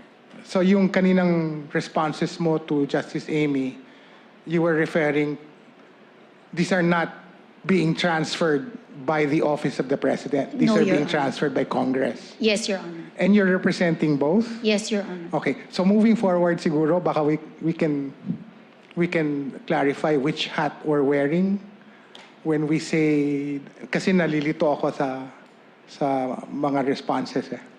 Yes, Your Honor. Although, parang the Office of the Solicitor General represents the position of the government. I know, but the actual transferring Yes, of Your Honor. appropriations, just to clarify, is done by Congress, not by the Office of the President.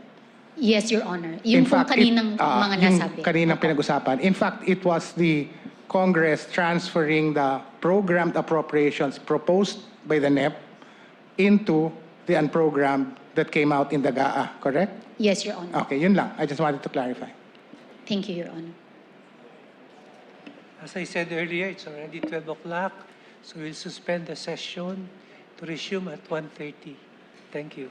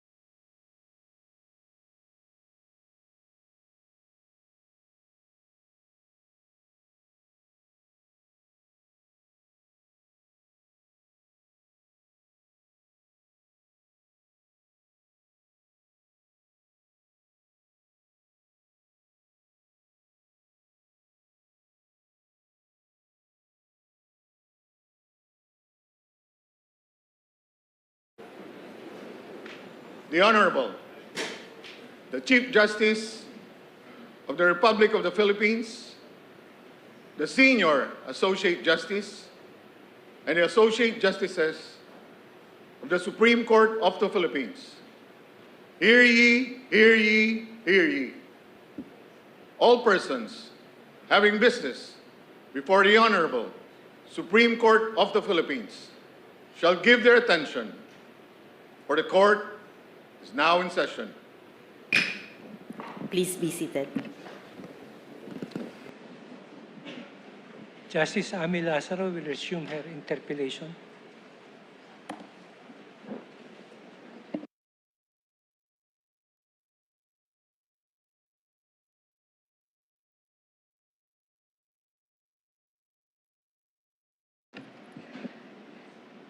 The Honorable Representative of the DBM.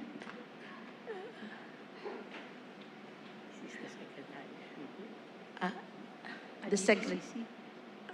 The DBCC. DBCC. Okay, the DBCC. Chief.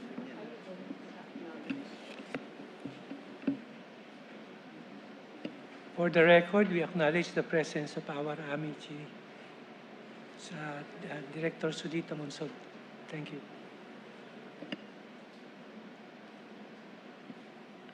Yes, thank you, Chief Justice. Yes. Sir, has it happened that at some point in the fiscal year that certain projects under the unprogrammed appropriations have already been funded while our deficit remains not fully funded? Yes, Your Honor.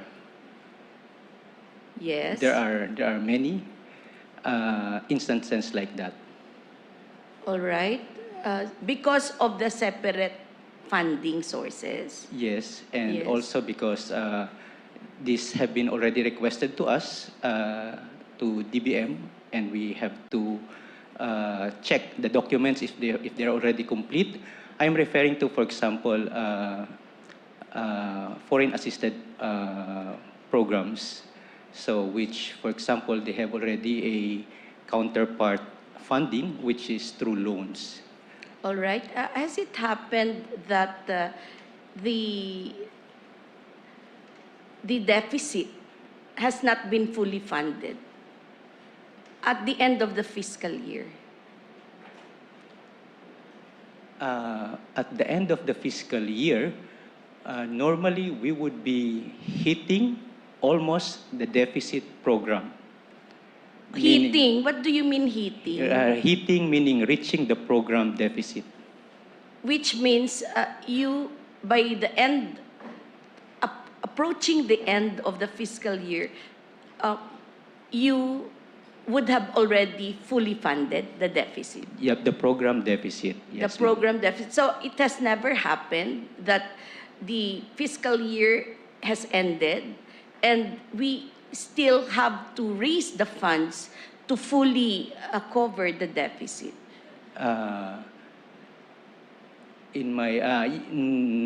Normally we would, as I mentioned early this morning, there was a target deficit of 5.6, and yet we even breached that target deficit. We even reached 5.7 deficit to GDP ratio. So even Yes, that's one instance. How Yes. about the other instances? other years, 2024, 2023, Yes. 2025. So are you saying that the funding for an unprogrammed appropriation, okay, is simultaneously done with the funding to cover the deficit? Correct, ma'am. Yes, and it can also happen that the funding for the unprogrammed appropriation would come earlier than the funding to fully cover the deficit. Correct, ma'am. Yes. Now, can you please lead? Soljan, would you like to answer? Okay, with his assistance, of course. Thank you. Thank you, Your Honor.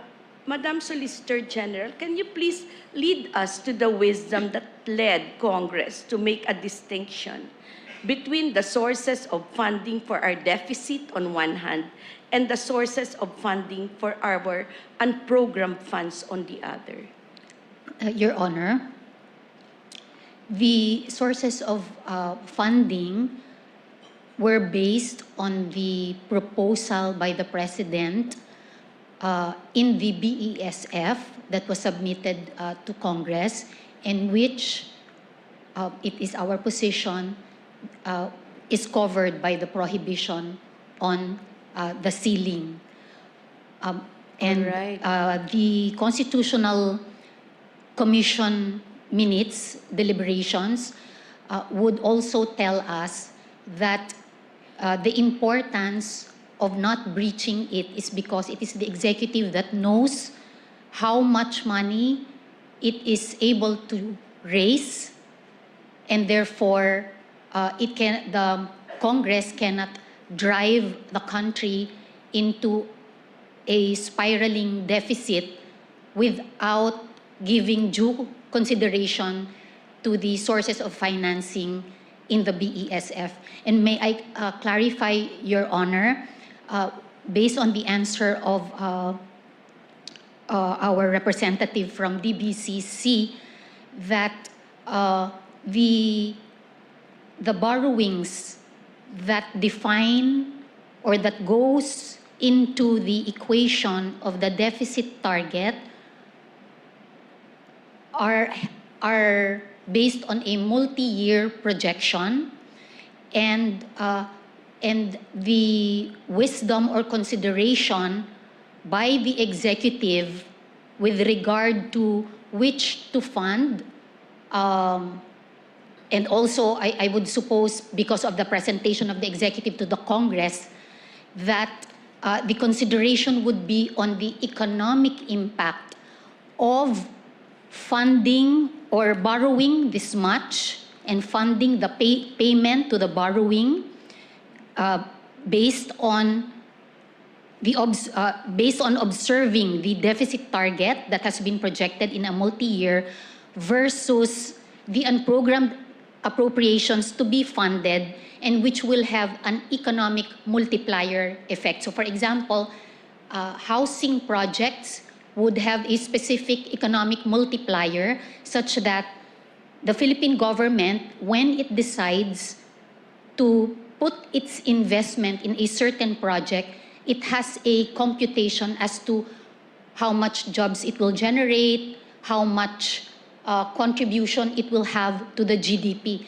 And that's our submission, Your Honor. Yes. So are you saying, Madam Solicitor General, that when a certain item, if included in the programmed appropriation, will breach the limits imposed by the Constitution, the convenient thing to do is to move it to unprogrammed appropriation?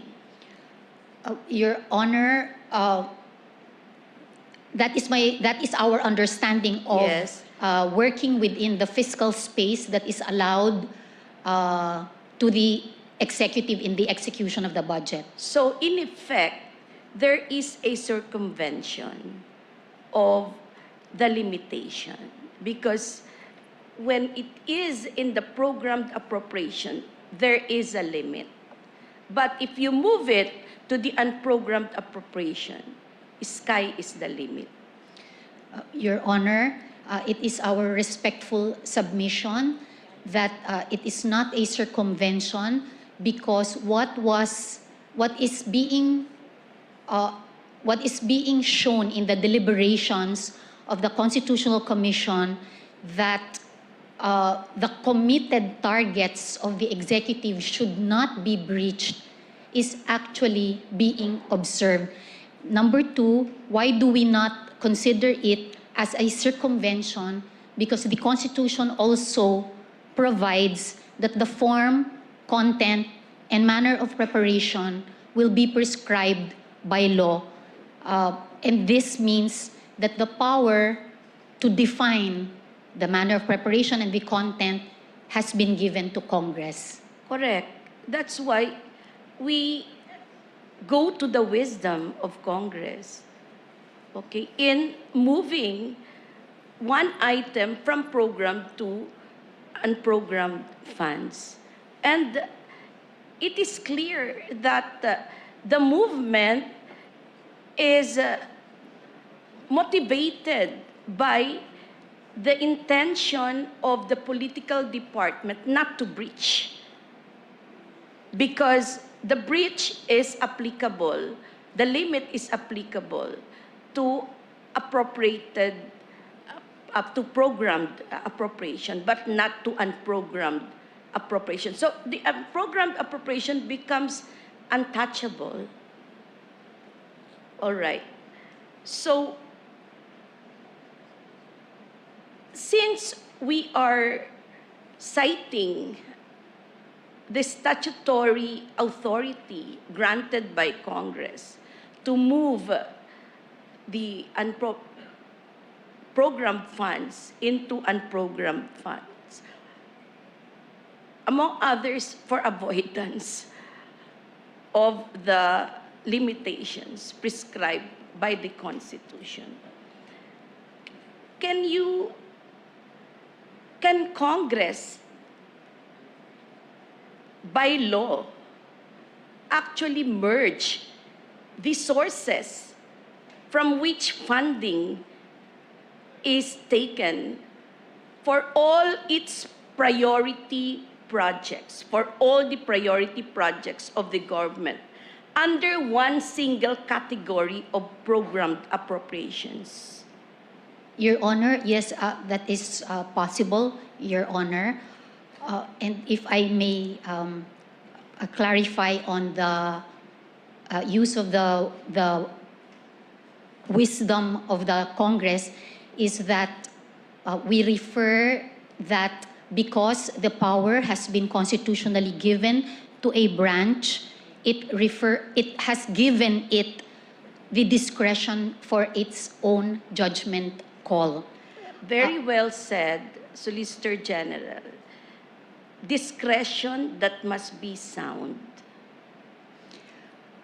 Your Honor, that is always our hope, that our leaders, especially those who have been elected, would make sound decisions. That is our hope, but based, and it is my respectful submission, on the separation of powers. If a power is lodged in one branch, although it is subject to the review of the Supreme Court on the actions on whether they have been committed with grave abuse of discretion, may I respectfully reiterate that we will also look for the standards by which this honorable court will evaluate the actions. Yes, Madam Solicitor General, you are assured that the court will act in accordance with the Constitution in resolving this case, as we do in all other cases before the court. So I go back to my question. Can Congress, by law, actually merge the sources and all the priority programs and projects under one single category of programmed appropriations? The answer, Your Honor, based on the position of the Republic, is that it is possible. Yes. So what is the advantage to the Filipino people of this merger of funds and programs under one single category that is programmed appropriations? What is the advantage of that to the Filipino people? Your Honor, if I may, because again, based on our briefings, we have been made to understand that the flexibility that is needed by the executive has been there since time immemorial, and therefore that is the reason why even before the 1987 Constitution, there have been unprogrammed appropriations. So it refers to the speed and efficiency by which the executive can fund or address the programs, activities, projects that the Congress has already identified as important for the government. So it is doable. It is doable, Yes, Your but Honor. you are invoking tradition and expediency. Your Honor, by tradition, all I hope to emphasize is based also on the framework of our Constitution, which observes the separation of powers. We all know the responsibility of the Supreme Court as the one that has the final power to interpret the Constitution. However, in our daily life, the other co-equal branches have the responsibility to interpret as well the Constitution in accordance with how we understand it, and we will be limited by the Constitution itself. And that's why I try to give a historical context that it isn't specific to one administration, and that a co-equal branch has interpreted it in a particular way in order to also avoid a conclusion that it might be a weapon used by a specific administration. So only in the context of the coordinacy theory, Your Honor, that's the reason why I share the historical context. Yes, Madam Solicitor General. So you're saying it's doable? Yes, Your Yes. Honor. Are you also saying that doing so does not generate any advantage for the Filipino people? Your Honor, is your question whether what is the advantage of Yes, collapsing yes. it? I'm not collapsing. I'm not Or for it. merging? Merging the sources, the funding, and merging the programs under one single category. The DBCC representative is saying, well, it does not have a trigger, and that means that all will be funded. But again, the reason why the DBCC, the policy-making body, they have concerns or considerations with regard to meeting a deficit target. It has to do with our credit rating. It has to do with the economy. Yes. So credit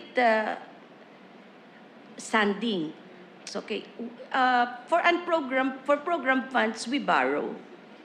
Correct? We Yes, borrow Your Honor. to cover funding, and for unappropriated or for unprogrammed appropriation, we also borrow money. So what credit standing is at stake when they are merged under one classification? Your Honor, or maybe the technical expert may explain it better than Yes, I can. please. Thank you, Your Honor. I'll try my best. Well, normally, if you have only program, then that would be the one program expenditure. Then that would be the one that would require the borrowings, the deficit. But if you put more, like if you merge, including the UA and program appropriation, so you'll be having a bigger spending, and that would require bigger amount of borrowings. Loans. Yes. Alam mo, may borrowing ka for program funds na 100 billion, and then sa unprogram funds 100 billion, it's a matter of addition. There's only one borrower, the Republic of the Philippines. Yeah. So bakit mo siya i-split pa? Ma'am, if I may elaborate. Yes. Yung for the unprogrammed funds, unprogrammed appropriations na borrowings, we normally put it there at the NEP level simply because it has not been approved at the ICC level. So we would want... ICC? Yeah, ICC is the Investment Coordination Council, which It's a approved... different ICC I have in mind. Yes. Yes, Your Honor. So this is the one that is headed by DepDev, and they're the ones approving the ODA loans. Okay yun. Pero kasi yung pumapasok sa UA, ito po yung hindi nasasama sa Alam mo, NEP. lahat yan matter of law eh. Law lang yan eh. Pass a law, di ba? Merging the program. What's wrong with that? Tapos uutang ka, piecemeal. But in the end, pareho lang ang suma total. Your Honor, may Yes, I, be yes, allowed? Soljan. Thank you. Thank you, Your Honor. One consideration that I am thinking of if we combine in only one, and that will be considered as programmed appropriations, then that means that we are asking the executive to commit to meet those targets, which in the first place What it is is not wrong with able. commitment? We are committed to the Filipino people. What's wrong with giving our commitment? Your Honor, giving a commitment to a certain amount of revenue that it is able to earn. So that, for example, for a household, there will be basis as to what amount a family can project as its revenues, which will be based on its salaries or based on the historical result of their business. And even if they desire to earn more, but more often we could not ask for a commitment if it is really not based on something that they could deliver. Yes, we can commit only what we can earn and what we can spend. Yes, Correct. Your Honor. So it also prevents overspending. All right. I'll go to the next. Your excuse, sir. Thank you. Madam Solicitor General, who sets the target revenue at a given time? The target revenue is the DOF or the DBCC. Your Siya Honor. ulit? Yes po. Okay. Yes. Would you like to come back? All right. Thank you. Do you take into consideration, sir, the total cost of program appropriations when you set the target revenue? Yes? When you say total cost Yes. of appropriation, Total cost for programmed appropriations when you set the target revenue. yes. Yes, ma'am. of Because course. we have a tolerable level of deficit that is also being planned for each year. All right. So, and then DOF, Department of Finance, would tell us how much they could only afford to collect in a given year, for All example. right. So, is it possible that the target revenue would be set lower in order to create an excess revenue collection? It would be difficult for me to answer that Yes. because that's actually the activity of the Department of Finance. What they would be doing at the DBCC would just be presenting their figures and for the economic managers to approve those numbers. All right. So, But as an to, expert as well in economics and budget, is that possible? That to adjust the excess or create an excess of revenue collection beforehand, the target is already lowered. Can it be done? It's theoretically. I'm not saying you're doing it. Yeah, meaning they can target a lower standard, lower but so standard. that they can breach it anyway. Yes, so that down the that line. can be done. Yes. Theoretically, yes, Your Honor. In order to create an excess revenue collection, correct? To cover the Either to finance the unprogrammed appropriation or to reduce the deficit. or reduce the deficit. Which one comes first?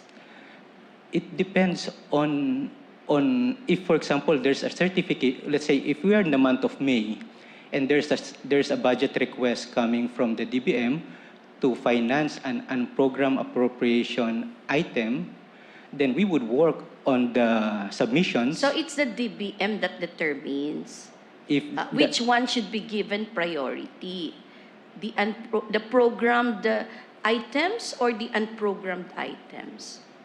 we would be working on the availability of certified excess revenues, Your Honor. All right. So if there are no certification coming from the Bureau of Treasury, then we simply say no to those implementing agencies who are requesting for unprogrammed So appropriation. theoretically speaking, excess revenue collection can be generated because it is subject to adjustment by setting a lower target revenue. But for planners, Your Do Honor... not change your answer. No. Yeah. You already yeah. said yes. But part of good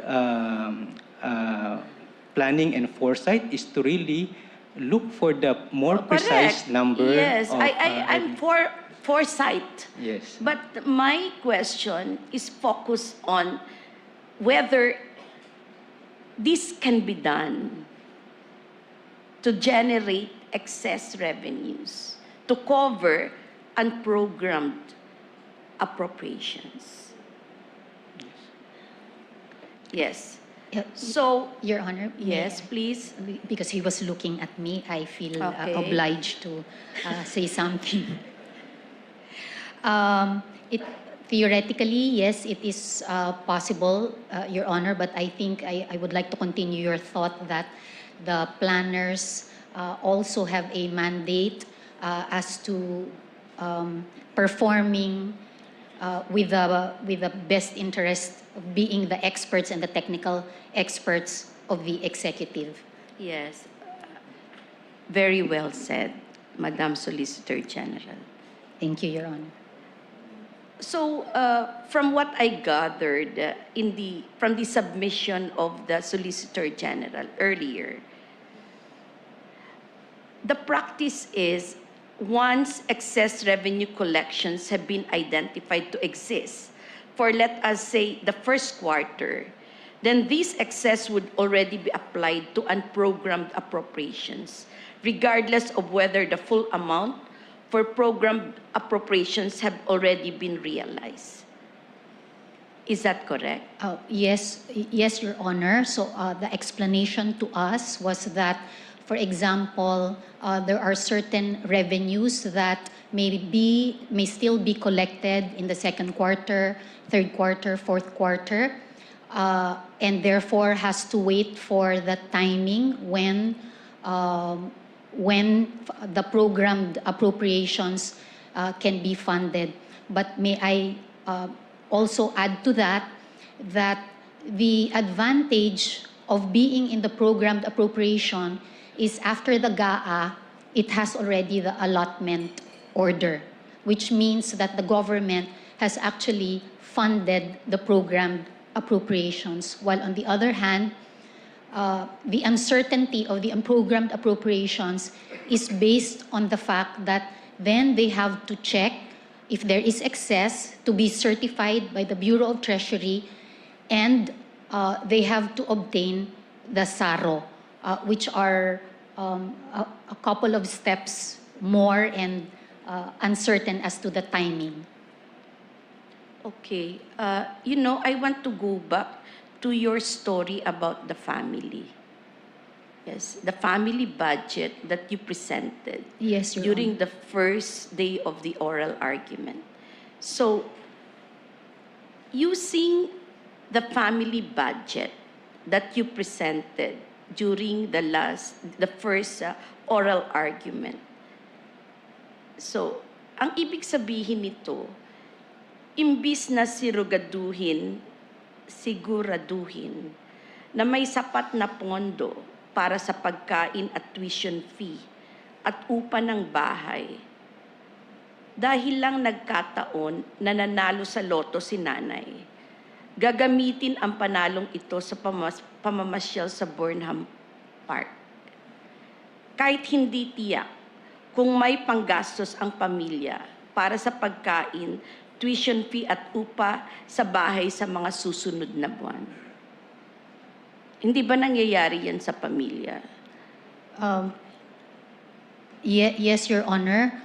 The analogy that we tried to include in our opening statement, of course, it reduces the situation into much simpler terms, but we were hoping to highlight the point of what are the regular expenditure that cannot be made dependent on an uncertain trigger versus the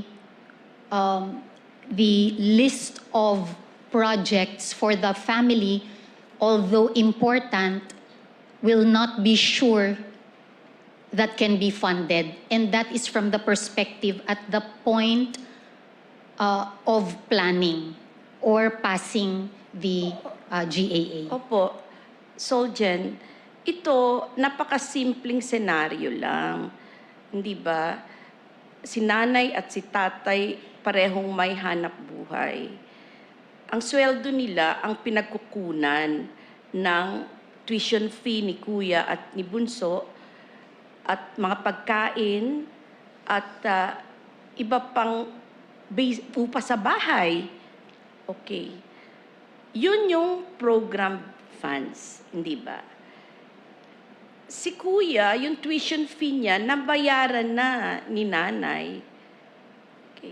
Pero si bunso, wala pa. Hindi pa nababayaran. Then, tumaya sa loto si nanay, nanalo ng 10,000 pesos. Imbis na gastusin niya yun para sa tuition fee ni bunso, namasyal sila sa Burnham Park. Bumaba sila sa terminal ng Victory Liner sa katapat ng Supreme Court. Bumili pa sila ng strawberry jam at saka ubi jam. Okay. Si bunso na-depress. Kasi bakit inuna pa yung pamamasyal? Samantalang yung tuition fee ko hindi pa nababayaran. Ngayon, sabi ni nanay at ni tatay, okay lang bunso kasi alam mo nakaprogram ka sa sweldo namin. Dapat kailangan din nating mamasyal. Anyway, windfall naman to, hindi natin inaasahan. So gastusin natin para ma-enhance yung ating quality of life. Magkaroon tayo ng work-life balance. Pagdating ng susweldo naman kami sa susunod na buwan, pareho silang workers sa pabrika. And then sa susunod na buwan, pareho silang na-lay off kasi nagsara yung pabrika. Wala na ngayon tuition si bunso. Lalo na na-depress si bunso. Tama ba si nanay? Makatarungan ba yung nangyari kay bunso? Your Honor, Oo. Maraming salamat po dun sa paglalarawan para medyo kitang-kita po yung punto po natin. Ang akin pong maiisagot, yun pong sa punto de vista po ng executive at saka ng Congress, pagkalabas po ng GAA, funded na po dahil nga programmed siya. Kaya kung matter of time po, baka po yun yung isang issue na kahit na committed yung target dahil baka maaaring hindi magkatotoo, kung pumasok na ang cash, dapat doon na gastahin sa program. Tama yan. Opo. Kaya, ang tingin ko, dapat lahat ng sources of funding iisa lang, one fund. Hindi ba? Bakit pa paghihiwalayin yung appropriated programmed appropriation? Iba yung kanyang panggagalingan. Iba rin yung panggagalingan ng unprogrammed appropriation. Ang gusto lang naman natin dun, ang gusto ng pamahalaan natin ay hiwalay sila para yung limitation para sa program, hindi ko i-apply dito sa unprogrammed. Hindi ba? Tapos, in the end, naku-confuse tayo kung ano yung priority natin talaga. Inuna pa na talaga yung pamamasyal kesa sa tuition fee ng bata.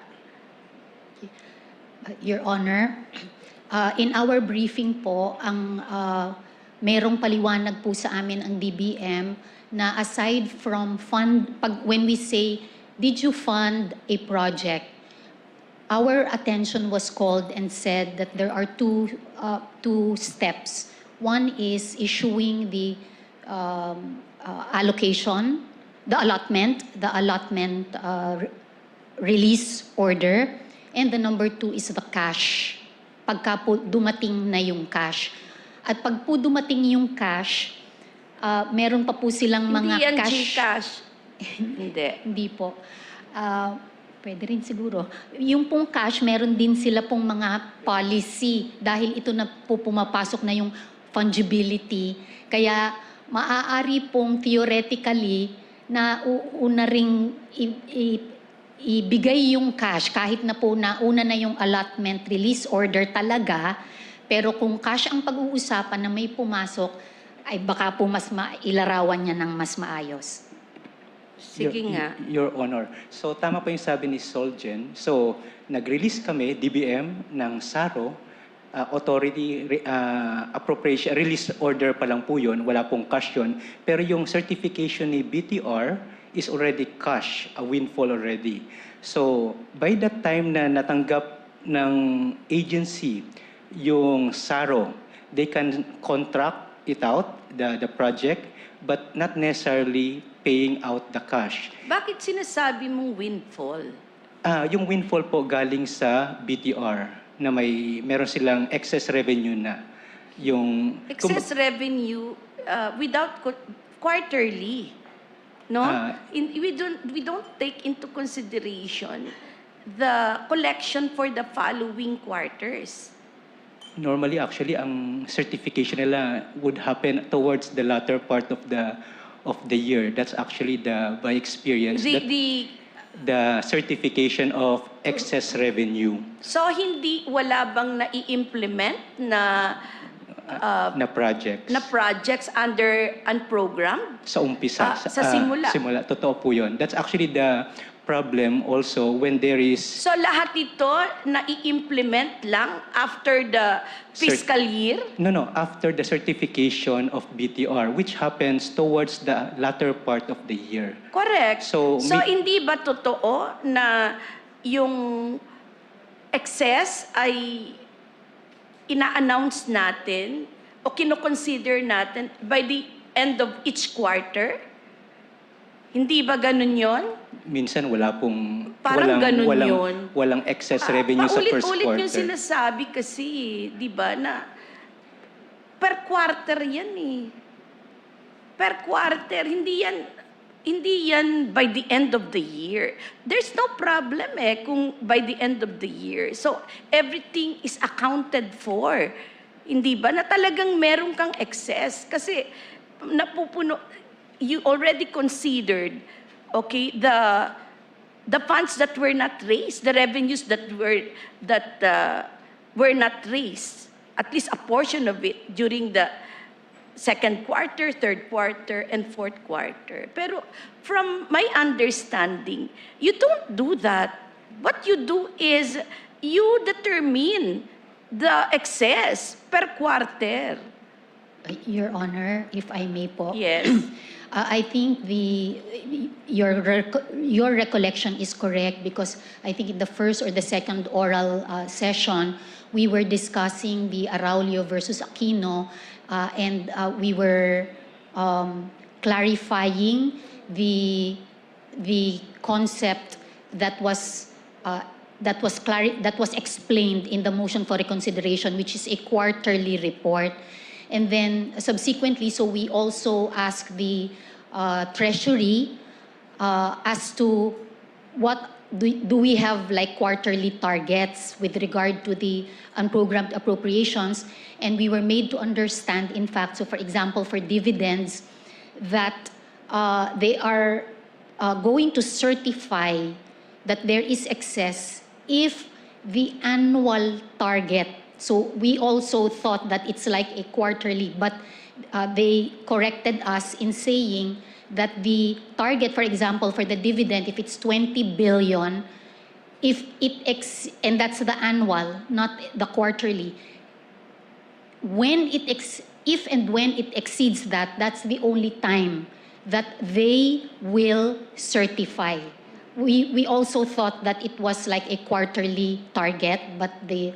So they certify all at the same time, after the fourth quarter, or by the end of the fourth quarter? No po. Opo, not necessarily po. In fact, I think in the interpellation of Senior Associate Justice Leonen, he spotted that there was like a certification in the first quarter, and the representative from DBM clarified that it referred to a FAPS or Foreign Assisted Project. So are we saying that the priority programs, yung mga projects, flood control and all, they all happen at the same time?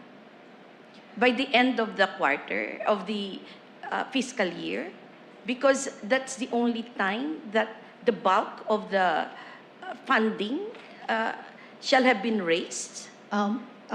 Based on the statement of our representative from DBCC, it's usually towards the second semester of the year, and the SARO will be good for 2 years, Your So Honor. nagre-release na rin tayo ng pera even before the end of the fourth quarter?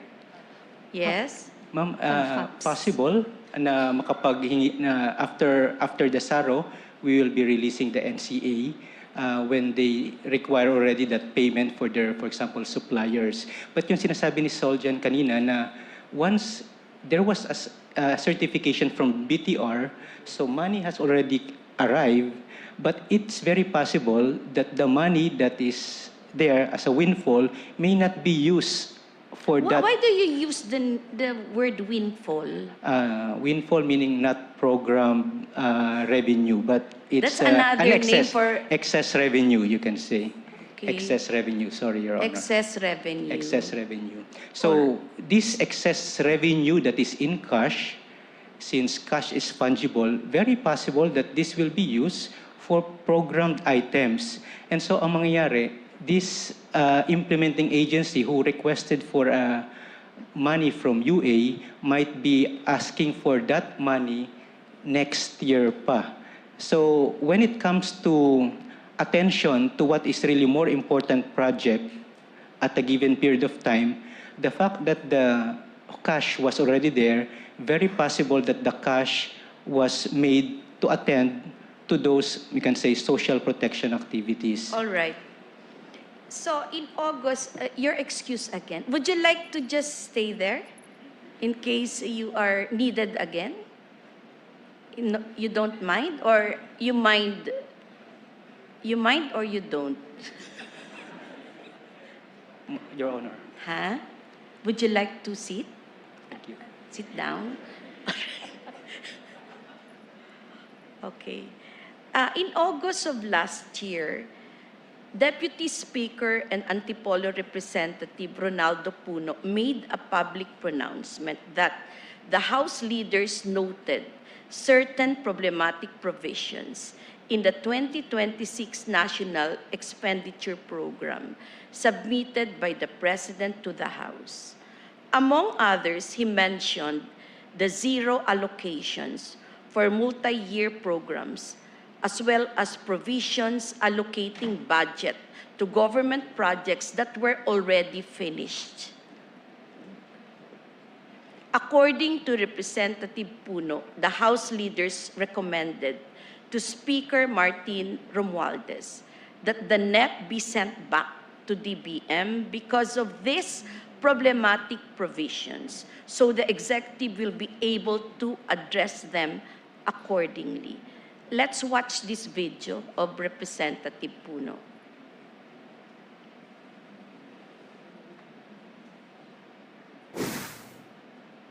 Party leaders in the House of Representatives recommend sending back the 2026 National Expenditure Program to the Department of Budget and Management due to issues in allocations. In a press briefing on Wednesday, September 3, Deputy Speaker Ronaldo Puno says the party leaders already made a recommendation to House Speaker Martin Romualdez. The 2026 National Expenditure Program contains the proposed budget for next year. We have decided as a group to recommend the return of the 2026 national budget to the DBM because we do not know how to deal with it. We have to practically redo the entire submission to us, and we do not want to be suspected of any untoward action. We don't want it to appear that we are not accepting the rightful recommendations of the DBM, and on the other hand, we do not want to be accused of also of replacing or amending by errata a huge portion of the national expenditure program that they have submitted to us. All right, Soljan. As it was, the plan to return did not push through. Per subsequent pronouncement of the House party leaders sometime in September 2025, they said they already dropped the move to return the NEP to the DBM after the DBM promised to address the problematic provisions. I suppose this was done, the reason the 2026 GAA was enacted. Okay. My question is, were similar objections coming from the House also raised upon their receipt of the NEPs for 2025 and 2024 GAAs? Your Honor, may I ask for the representative of the DBM to answer the question, Your Honor? Who? ASEC Angel. Okay. The angel may come. ASEC Angel.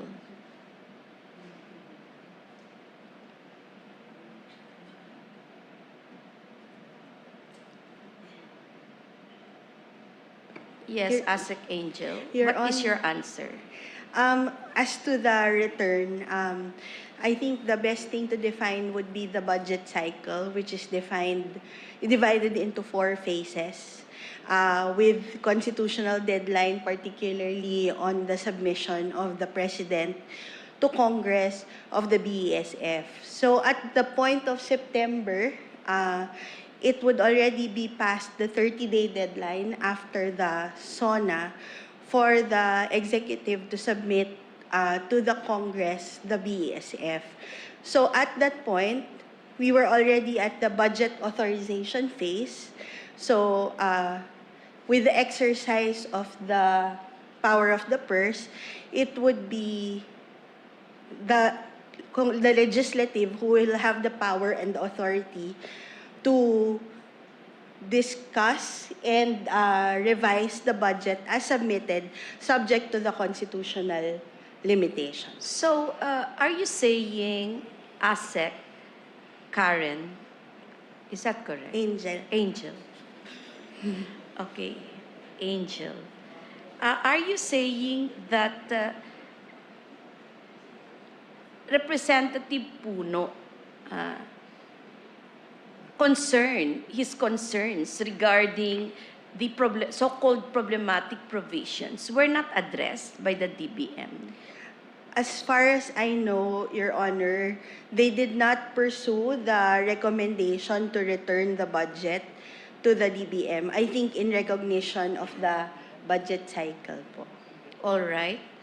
So, your excuse, Thank you po. Attorney Angel, and the Solicitor General in the meantime. Thank you. Thank you, Your Honor. Okay. May I call on Attorney Soriano and Peña, the lawyers for Congresspersons Erice and De Lima?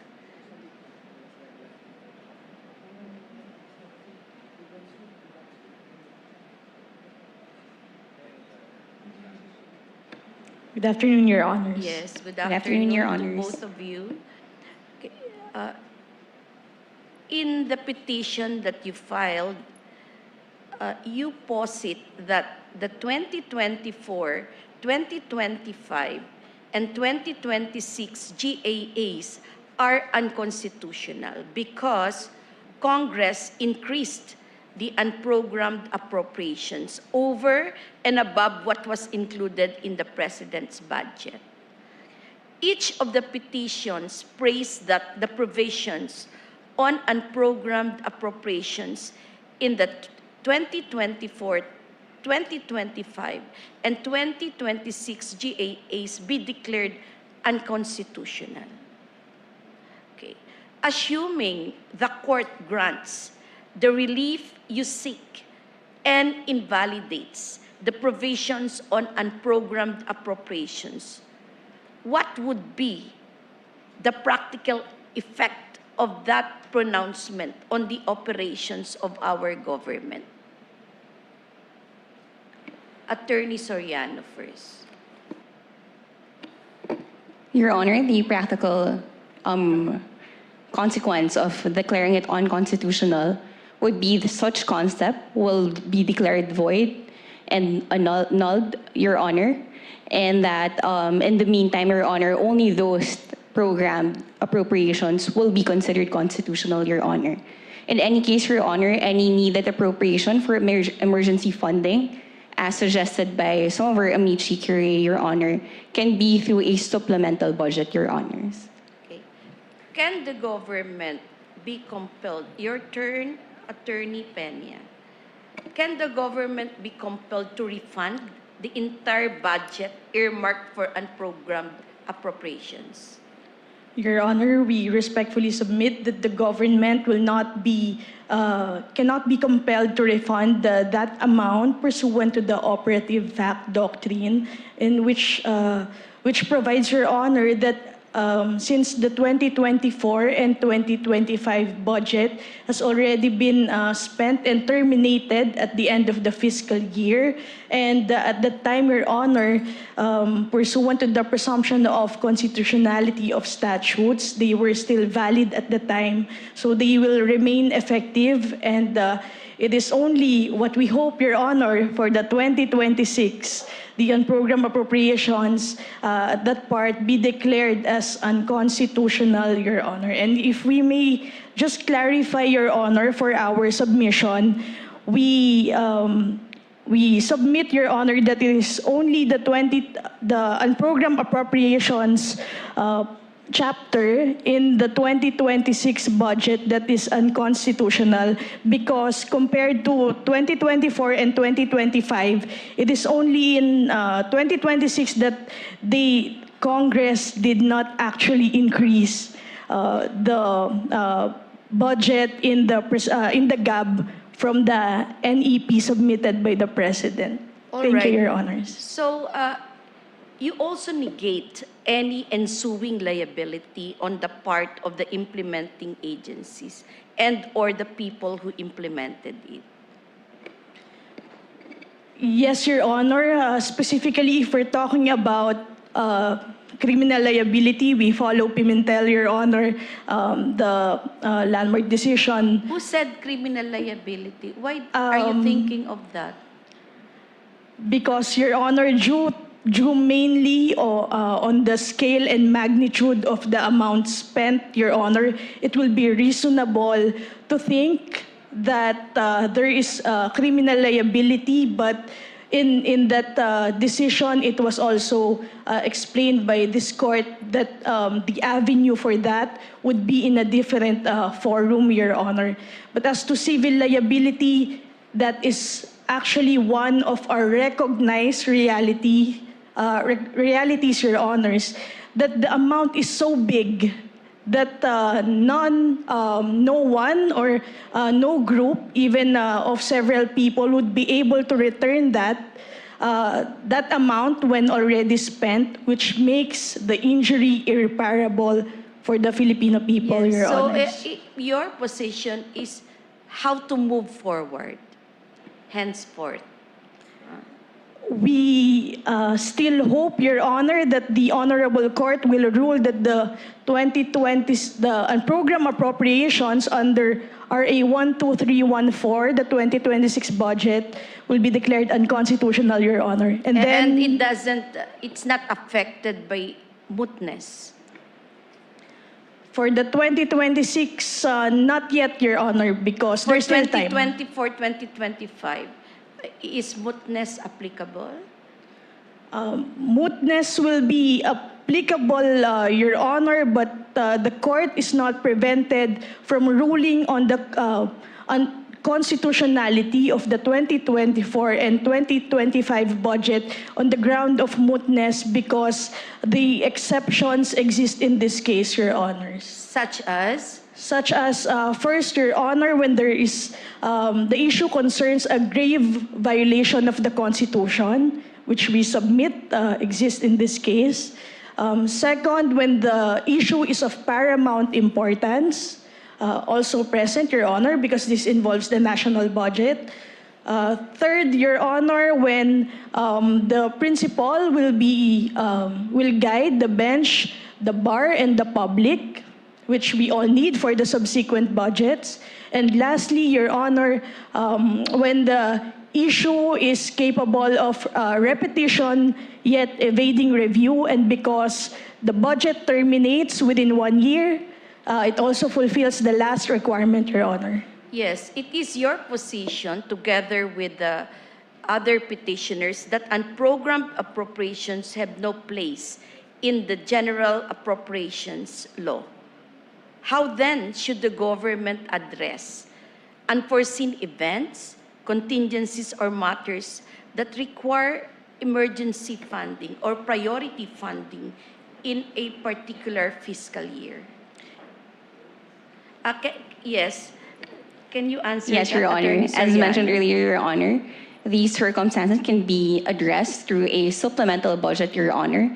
And in any case, their emergency funding is also provided under the program appropriations, Your Honor, such that there are programs, for example, disasters, Your Honor, or in any international or medical crisis, Your Honor, there are already sufficient appropriations in that sense, Your Honor, within the program appropriations, Your Honor.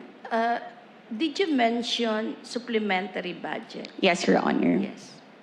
You may now sit down. Thank you. Thank you, Your Honor. I suppose the Honorable Solicitor General has rested for a while. Thank you, Your Honor. May I recall the Thank you, Your Honor. Honorable Solicitor General? Thank you, Your Honor. Thank you, ma'am. From the DBM and the posted briefer by Congressional Policy and Budget Research Department of the House of Representatives, it was reported that the utilization rate for 2023 UA was 70.4%. Utilization rate for 2024 UA was 67.5%. You're aware of this? Not exactly with not the exact figures, Your Honor. Yes. Who do you want to call? I would suggest Lifeline or- ASEC Angel for ASEC DBM. Angel, please.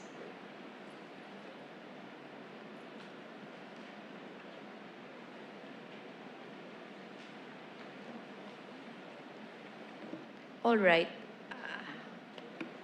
Your But Honor. maybe yes, what is your answer? The ASEC Angel po. Angel. The data that I have on hand would be the 2024, 2025, and the 2026 unprogrammed appropriations, which presents the total excess income certified and the total SARA releases, which means that I would be able to give the data as to how much was released coming from the unprogrammed Yes, appropriations. would you confirm that as reported by your office and by the Congressional Policy and Budget Research Department of the House of Representatives, the reported utilization rate for 2023 UA was 70.4%, while in 2024, it was 67.5%. Is that accurate? If it was posted on our website, I would say that it's accurate. But Yes. to clarify, Your Honor, the utilization rate could either be utilization, meaning obligation over allotment, or disbursement over obligation. So I would need to, if allowed, we will be able to submit the data, Your Okay, Honor. please do. Yes. All right. Madam Solicitor General, can you lead us to the wisdom that led the Congress to enormously increase the amount of unprogrammed appropriations compared to the proposal of the President in the GAA 2024? To recall, the President proposed 281.9 billion for unprogrammed appropriations, which Congress increased to 731.4 billion. So what was the wisdom underlying that radical change, radical increase? Your Honor, I don't have the answer with regard to the soundness of the conclusions that drove them to increase the unprogrammed appropriations by that amount, Your Honor. I think that was already posed by Saj Marvick before. You still hasn't consulted. You still haven't consulted Yes, with Your your Honor, clients on this. I respectfully share with this honorable court because we have a different way to appreciate the wisdom, in the sense that when we say that it is it depends on the wisdom of a co-equal branch, we interpret it that it is a judgment call, and when it is a judgment call, then we live and die with a judgment call of You a, live and die with a judgment call. and the limits, Your Honor, Yes. will be the textually demonstrable constitutional limitations, Your Honor. But it was so enormous that it was hard to ignore. Yes, Your Honor. I think that most of our kababayans would, or maybe all, would not want decisions whose soundness is not evident, and that's why the only way that I could really represent as the position of the respondent is that the Constitution also provides for the mechanisms as to how to correct if we elect leaders who we don't agree After the their fact. decisions. After the fact. Because Yes. and because, Your Honor, of also the design of our constitutional framework and our democratic framework, we have many objections as to our political situation, but the two political branches, we elect the leaders. Yes, of course. But I was just hoping that the change will come from the leaders themselves. And that I am hoping as well that our leaders will learn from this. Yes, Your Honor. If I may say that we would share also with your hope, and that's why in the 2025 GAA, I think tama ba? Doon nagkaroon ng veto si President BBM, Yes. and then in 2026 lalong lumiit na po ang program appropriation. In parallel, we are also monitoring the movement of the bills that are filed in Congress and Senate with regard to the budget law, which we had previously. All throughout the constitutions have been accompanied by a budget law, and this budget law would actually legislate what is that deficit target, what is that range, to define really what is the fiscal policy which will guide, and I think that was also shown by former Congressman Salceda, because he was the author of such budget Yes. law. So we're hoping that there's also a self-correction with regard to the respondents, also in reaction to how the public has expressed their emotions with regard to the Very GAA. well, Solicitor General.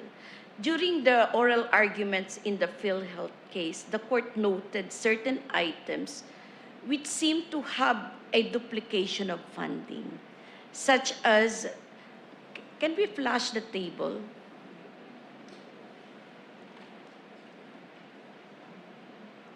Yes, such as the maintenance, repair, and rehabilitation of infrastructure facilities, the payment of right-of-way, management and supervision of peace process, and priority social programs for health, social welfare and development, higher education and technical and vocational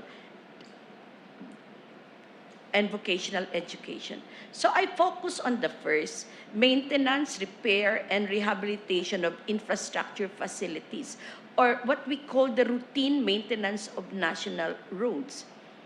This specific item was already allotted a total of approximately 2 billion under the program appropriation. Yet, it was still included as a project to be funded by unprogrammed appropriations in the 2024 GAA. Why was there a need for double funding, especially given the less than 100% utilization rate for programmed appropriations?